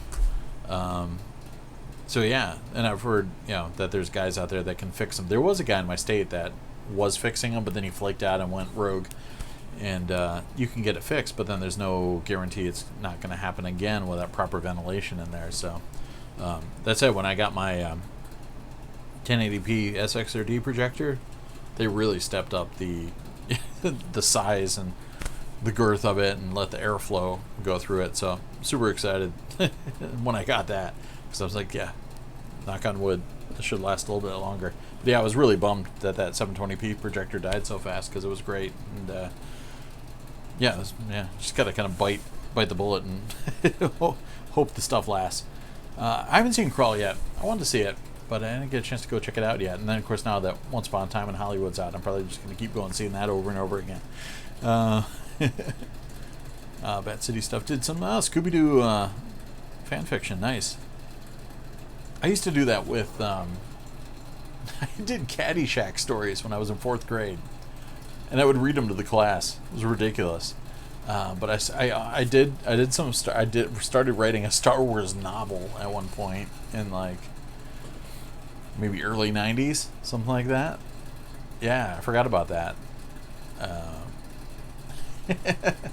Yeah, I should dig that up. I don't know where it was going. I mean, I had like some bit of a... It was a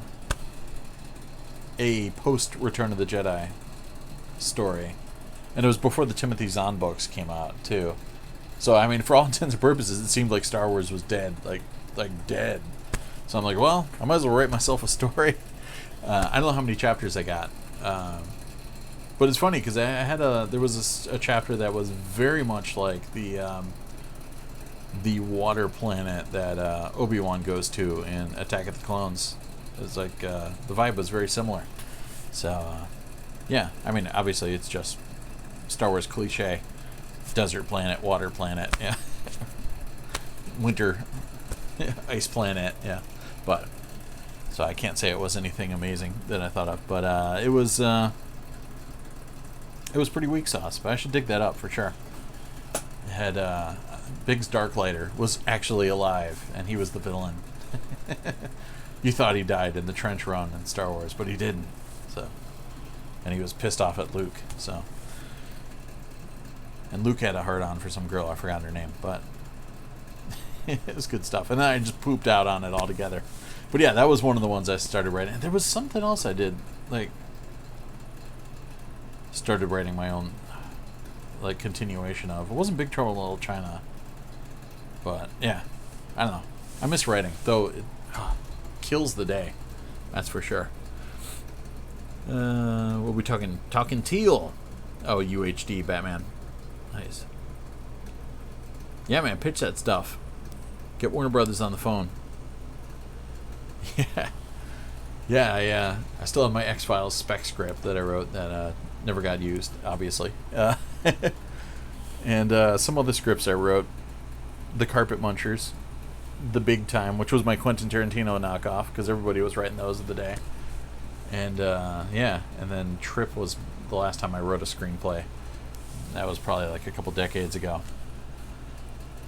Favorite Star Wars set to watch on LD is what I don't actually have, sadly, Star Wars and Empire on Japanese Special Collection, the CAV sets, because those probably would be my favorite. But I don't know. It's almost like a three-way tie between the CBS Fox or the Fox Video letterboxed ones, because those are the first Star Wars discs I got on Laserdisc. And oh yeah, I didn't bring my water up here. I'm a total knucklehead. Why didn't I bring water up here? Like, why is my throat dry? But yeah, sorry about the itching. Those were the first. I got those from Columbia House when they had the 3 discs for. I think there were 3 for $1. and then you had to promise to buy at least like 3 or 4 more within a year's time. But that was a crazy deal because that was usually how you got Back to the Future in one fell swoop, and Star Wars, because those Fox discs were ridiculously priced.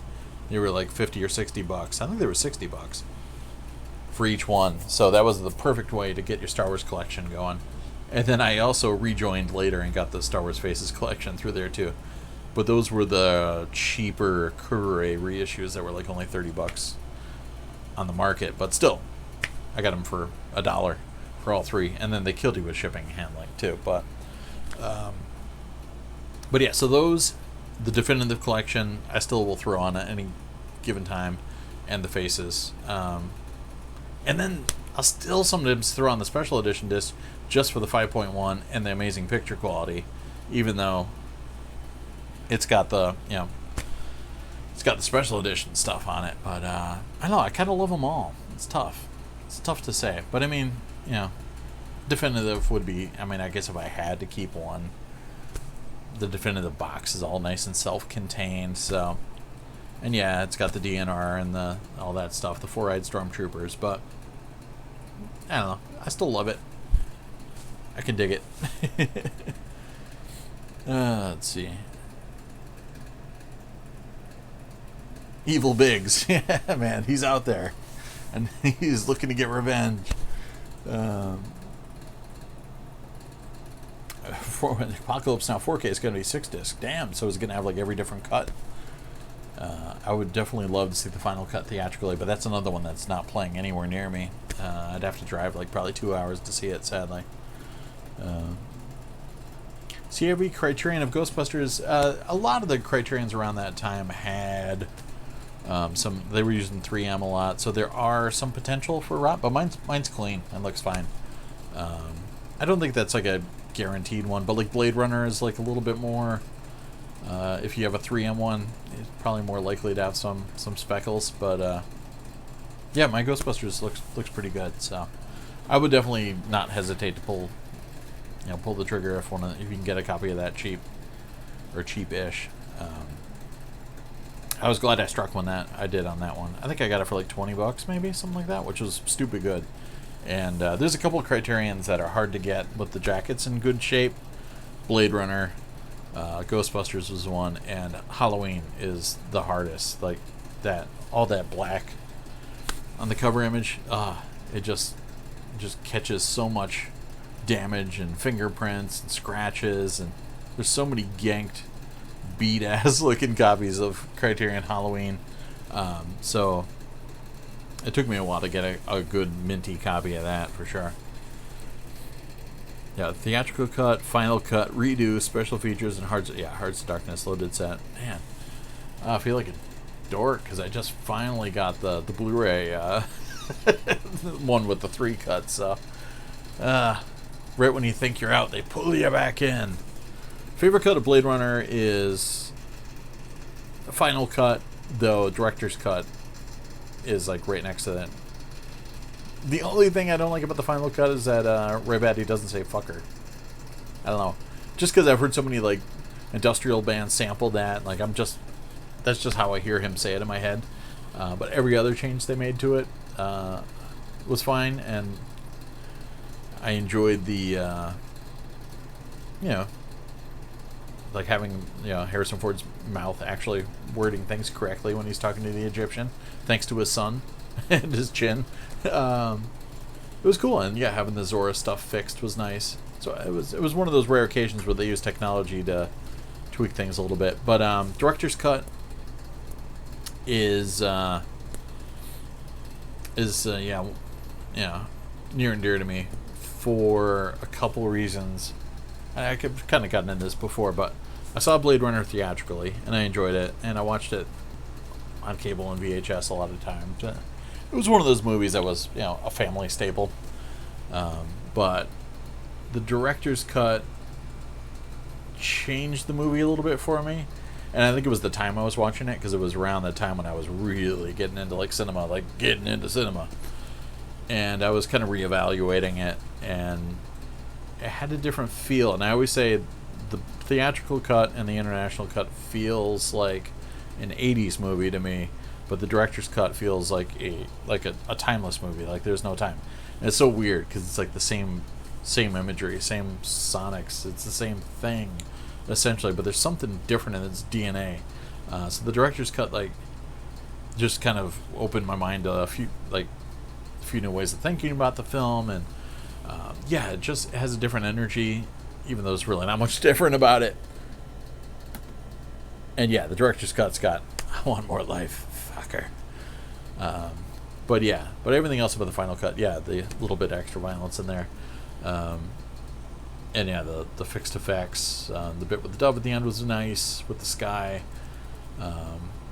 but yeah, so it's tough. It's like final director's cut is my favorite. Again, though, I'll watch the work print, like in a moment.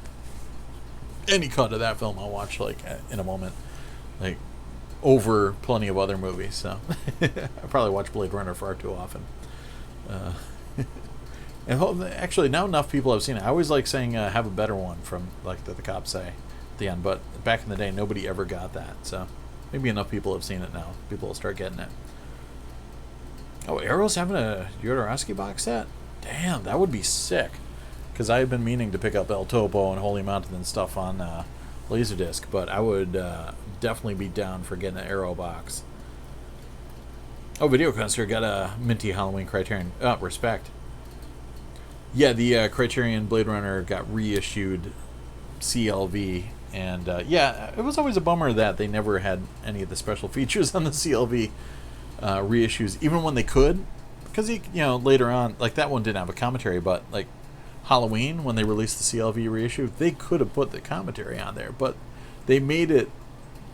They made a point of holding that stuff back from you on purpose to get you to buy the CAV cut. Like there was no technological impediment for them putting special features on the CLV cuts. They did have some CLV discs, that single disc that had special features. Usually it was a case of CAV one special features being reissued later in CLV. That's when they would strip it. It's a bummer, but ooh, the Arrival box set factory sealed. I got used one of that, so it's got a little bit of scuffing, but definitely worth picking up. Love that box too. Yeah, a gentleman hooked me up with that when I did Retro World Expo. He came and sold me a bunch of discs, and that was one of them. Let's see. Blue Falcon and Dynamite should be in the Johnny Quest movie. Yeah, I used to love Blue Falcon and Dynamite. Yeah, I don't know. Blade Runner theatrical definitely feels 80s to me. Yeah, I mean it's got the noir stuff, but I don't know. It doesn't really connect in all those ways for me on the noir front, but I don't know. I'll still watch it though, and the Criterion is gorgeous too. But yeah, there's two different CAV pressings, a 3M one and a Pioneer one, and the 3M one is prone to speckling, a little bit of laser rot there. So your results may vary, but beware if you're a collector. Oh, nice. Spencer says have a better one all the time. Good. Someday it'll pay off. I know, because there's a lot of other movie quotes you can quote and people will get, and sometimes kind of obscure things, but that one for some reason like never caught on. I'm gonna keep trying though. If New Dune is a big success and they announce an animated of Jodorowsky's Dune, what would the reaction be? I'd poop myself. That'd be amazing. I would do a backflip, and I would go see that immediately. Have I encountered a non-rot CA versions of Ghostbusters Criterion? I just have the one copy of Ghostbusters. I lucked out right away, so it was mine was clean right off. Well, not out of the packaging because it was used, but right out of the gate. My first one was nice, but I don't know if everyone else I know who has that seems to report back that it's good too. So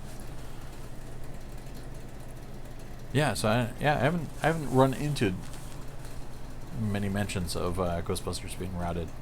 But yeah, it was that period where Criterion was leaning heavily on 3M.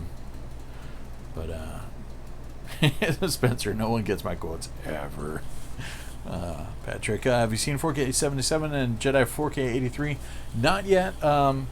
It's funny. I've slowed down on my torrenting. I haven't done anything in recent years, and I know there's like a huge collector's market of scans of film prints, and I know of a handful of gentlemen that are really big into that aspect. And I've been meaning to check out 4K 77 because I've heard so many great things about it, but just size-wise and all that stuff, it's probably just gonna be one of those things that someone I know is gonna give me a copy someday, and I'll finally check it out. But I haven't checked it out yet, but I've heard nothing but great things about it, so looking forward to checking it out for sure. But yeah, that and Jedi 4K 83. So Archie's meet Scooby-Doo? Yeah, sure, why not? Hook it up. Make it happen. Alright, Pete, have fun. Yeah, let me check the LDDB on Ghostbusters. See, it has been a while since that video. Did I have was there a little bit of rot? Was there speckling? I thought it was clean. I don't know. I should watch my own video. See if it's got see if it's got anything on the LDDB. Let's see what's going on. Yeah, Ghostbusters in the CAV. Criterion LaserDisc. Who pressed this sucker? Oh no, I forgot to add LDDB. Gotta add LDDB or else you get all sorts of BS.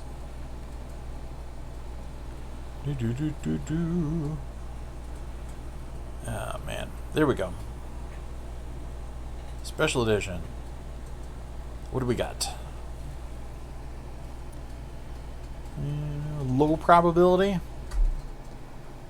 3M, so there is the potential. How many people are reported that? Let's find out. Boop. 5 people out of how many owned? Rot ratio versus collection as 3%. How many owned? Does it say? How many people own this? Wish list.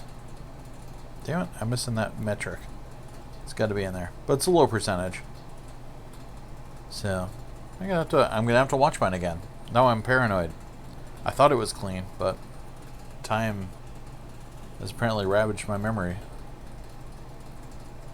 But yeah, so it's 3M, so yeah, it's a possibility. It's worth risking though. It's great stuff. For sure. This is how we look in stores, looking at LD bins, checking LDDB on our phones. You know it. Ari Franklin rolled in. What's going on? You still ask? You were like up in Alaska, right? Like tearing through the wilds of Alaska. Currently in the gym. Nice. Listening between some branches. Yeah, I'm trying to keep. Yeah, trying to keep that inspiration going. Pump and iron LD. Yeah, you should get a stack of LDs on the other end of a bar and lift those suckers. They probably wouldn't be that heavy, but yeah. So there's a little bit of route reports there. Should there be a Blu-ray release of the 90s Flash TV? That's funny, we were just talking about that today. Because I was telling my wife about how Nicholas Hammond from Spider-Man was in Once Upon a Time in Hollywood. And then she's like, what, the guy from Guiding Light? I'm like, she's like, oh no, wait, he was the Flash. I'm like, yeah, no, you're thinking of the Flash. And I haven't seen that show in a long time, so I'd pick it up on Blu-ray, but I'd be certainly satisfied with a DVD copy, which I know is out there and pretty cheap. So that was cool stuff, wasn't it? Amanda Pays in there too, and yeah, Mark Hamill action in there too. Some fun stuff. I remember thinking the Flash running effect was wicked cheesy, so I used to laugh at it because I was a dick. But yeah, I don't know. I like it. It was fun stuff. I still watched it. Alaska life is rough, alright? Keep it real out there. Yeah. But yeah, I watched my Ghostbusters again this week, actually, because I mean, hey, excuse to fire up Ghostbusters. Though I have a butt ton of new discs to watch, also, which I'm psyched about. I still gotta do a little bit of a rot check on a few of those, but so many great discs, so many like 80s movies that got cool letterbox reissues in the 90s. So I'm psyched about a lot of that stuff. So yeah, look for those. I'm hoping to have those up this weekend. Probably gonna have to break it into like 3 or 4 videos just because there's so many damn discs in the pile. I'll probably go alphabetically or something. So yeah, Matrix, Jurassic Park and Raiders. Everybody seems to have a copy of those nowadays. And yeah, the Jurassic Park, prints are interesting because there's the hard matted stuff. And there's a lot of James Bond ones. I know they did a scan of Living Daylights recently, which I would love to get my mitts on. But yeah, just storage on those bad boys is key. I mean, I know hard drives are cheap nowadays, but still, like I need to get some hard drive action just for those damn scans and fill them up. So, but I do know some people that have a lot of that stuff. So once I get a hard drive, I can just call in a favor maybe and get some of those scans. But it's an interesting concept, and of course you have to worry about vinegar syndrome and all sorts of things, and it's not an easy task. You have to actually correct for so many things, and it's the amount of work that people put into harm me for the despecialized stuff, but 4K 77 and respect for those guys, man. It's pretty cool. But yeah, the Matrix stuff would be pretty cool having too. Gotta give credit to Freddie for hooking me up with the Robots and Kung Fu Matrix Grindhouse DVD. I watched that not too long ago. But yeah, I don't have Matrix on LD yet either, sadly. I just have the old snapper case. I don't have the DVD or the Blu-ray. I just have that old, or the 4K. I just have that old snapper case Warner Brothers one that came out, originally. I wish that Laserdisc was a gatefold, though. That would entice me to spend money on it a little bit more if it was a gatefold. I would definitely pick it up if the price was right. There's a couple late releases where, if I could afford it, I would get them. X-Men, obviously. Maybe U571. But Matrix I would pick up. Mission Impossible 2 I would only pick up because it was my first date movie with my wife. So that'd be a good, I could buy an expensive Laserdisc, but have it also be, a romantic anniversary gift or something like that. So it'd be the best of both worlds. And I wouldn't get in trouble. There's a few other ones too. Yeah, Matrix Snapper, like old school. I used to watch that on my Sony 43-inch RP TV. And I was like, I was in hog heaven, man. I thought that was the coolest thing ever.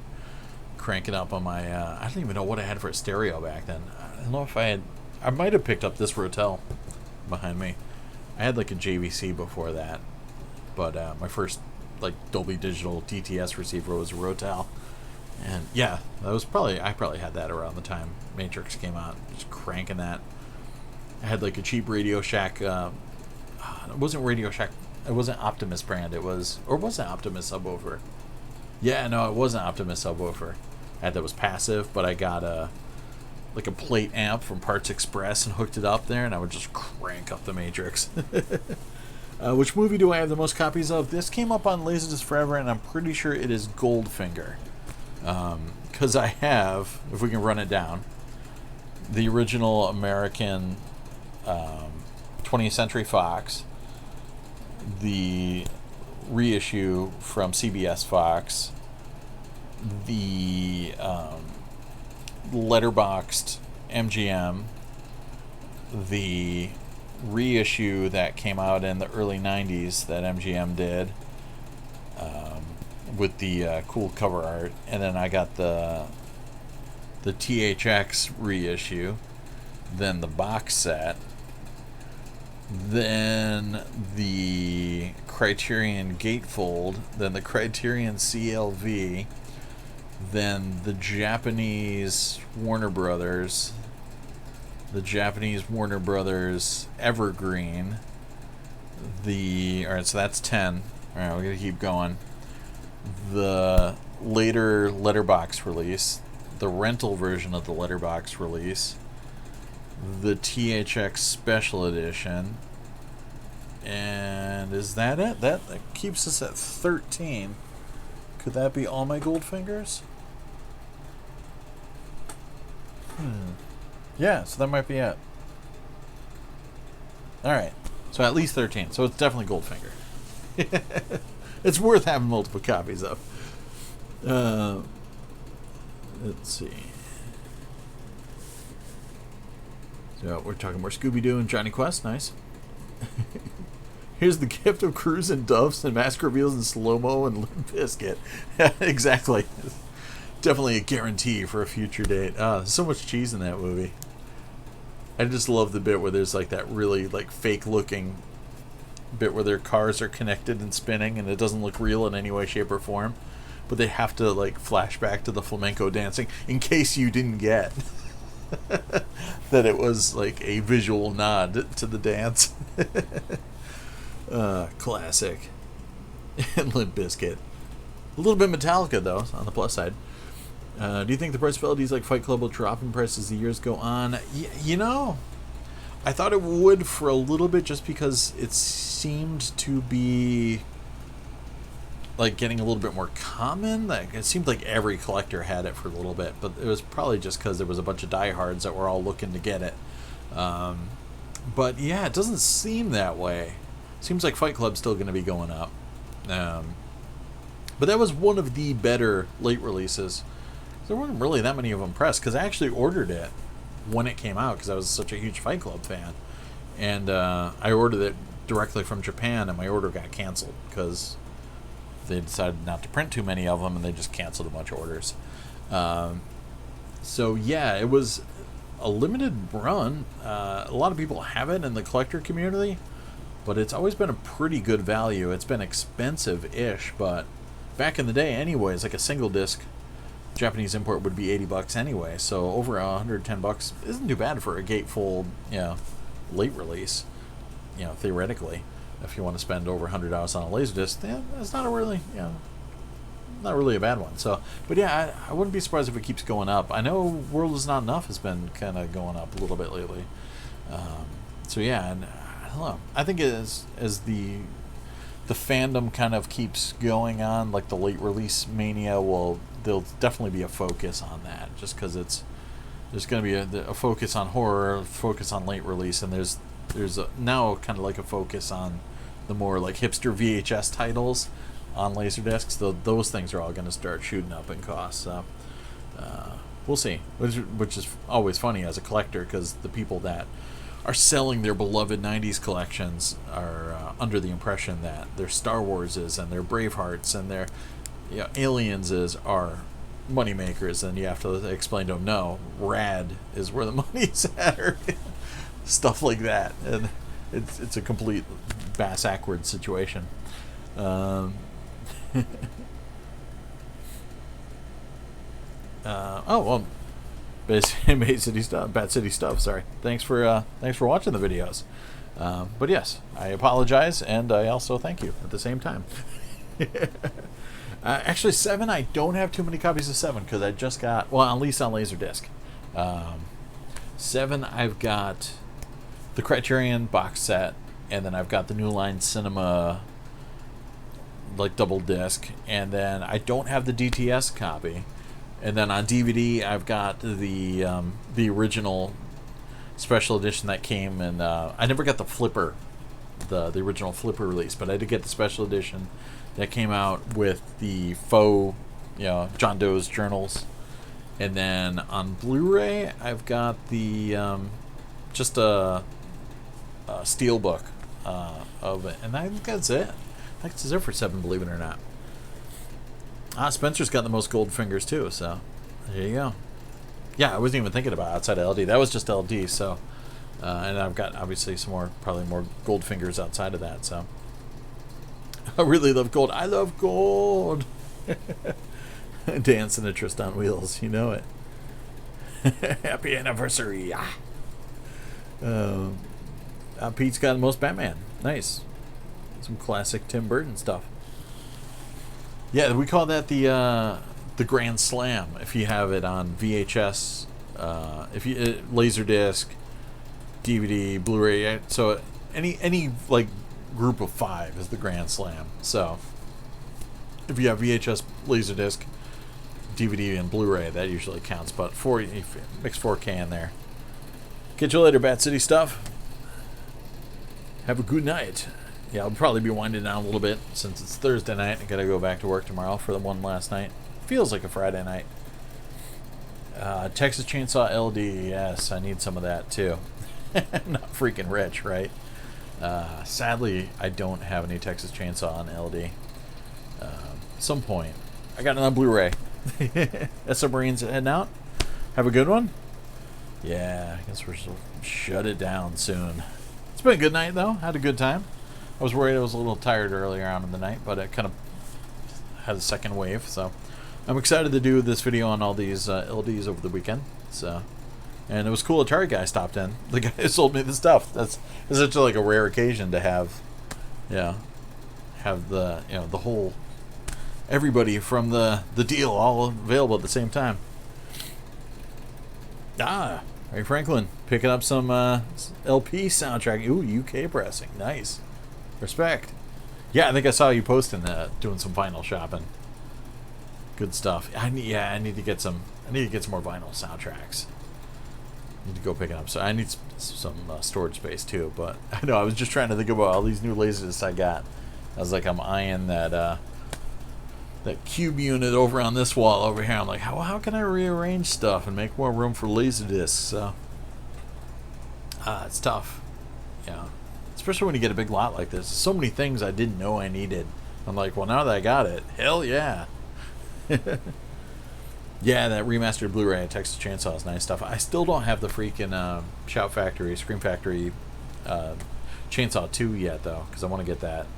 And that's one of the rare sequels that I really enjoyed, even though it's a different vibe than the original. But the movie freaked me out when I saw it. First time on cable by myself late at night, that sort of thing. It was like it was funny, but it was also Evil Dead 2 freaked me out too, even though it was funny but also creepy. But yeah, I need to give me some Chainsaw 2. Yeah, it's too bad I missed that Shout Factory sale they had, because they had some really good stuff half off. But yeah, I had to get some Criterions, and I had to get a butt ton of Laserdiscs, so it was worth it. That dinner scene scared the shit out of me. Yeah. I don't have Song of the South, which is hilarious, because that's like Laserdisc Collector 101, pretty much.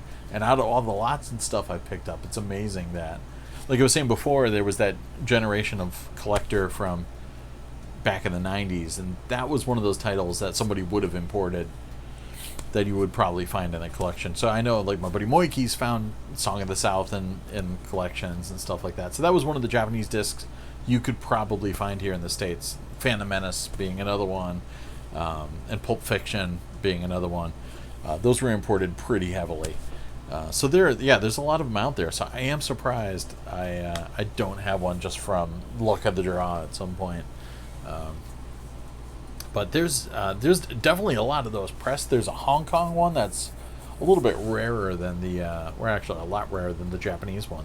I think the Japanese one was pressed in pretty large numbers. So for a rare Laserdisc, it's actually pretty easy to get your hands on one. But that said, the price is still, it hasn't really gone up though. I mean, I know a lot of people have gotten it pretty well sub $100. So.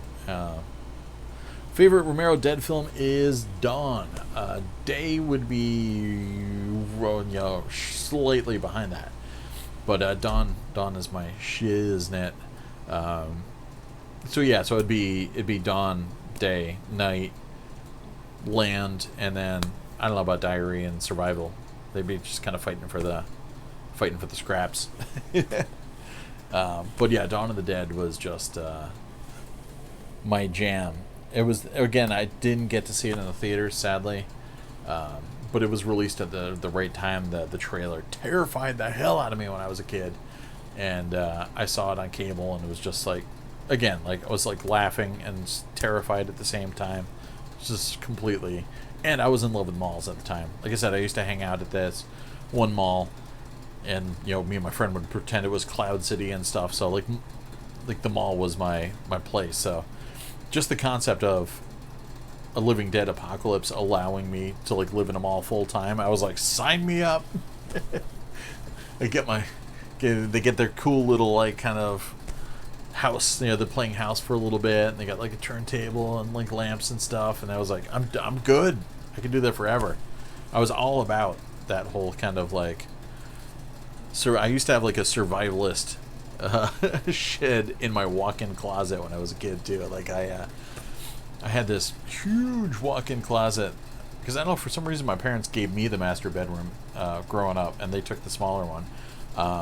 But then I realized I had a toy box in there, and if I could like lay some blankets on top of the toy box, I could lay down in there. And I was like, I could put a card table in here, and my typewriter and a lamp.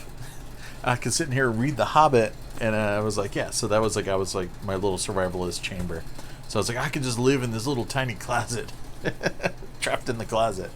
So yeah, I was totally cool with the idea of living in a mall with a bunch of zombies and a handful of people.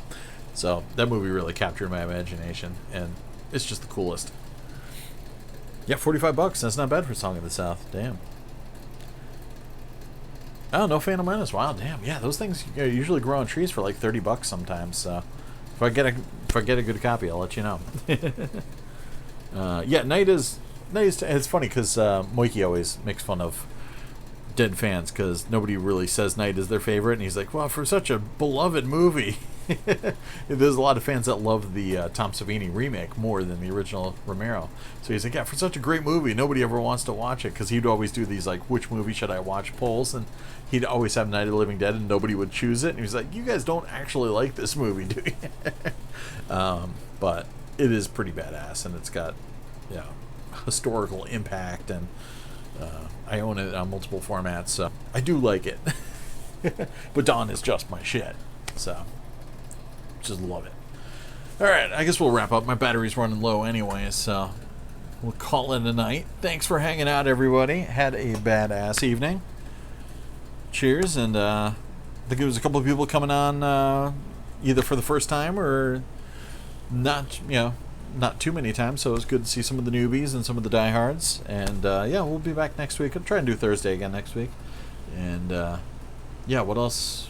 Yeah, look for my LaserDiscs videos. I got a metric butt ton of them coming over the weekend. And then if I'm not too busy watching Korn and Alice in Chains, I'll upload those on Saturday, if not Sunday. And then you can see what I picked up. I'll go through them all, and then I can get back and watching. Favorite overall cult horror movies from the 80s? Damn. Yeah, because, like, Evil Dead 2, that's up there. I guess Hellraiser kind of counts as cult. And I know there's probably some other ridiculously obvious ones I'm thinking about, but... Alright, I'm going to think on that more. We're going to bring up cult 80s horror movies next week, for sure. But yes, Beauty Sleep. Yeah, let's get some of that. I'll catch you guys on the flip side. Peace out, Ari Franklin, as well. Enjoy Alaska. Get some giant crabs or something. Survive the zombies. Brains. You know it. Alright, y'all. Share, y'all.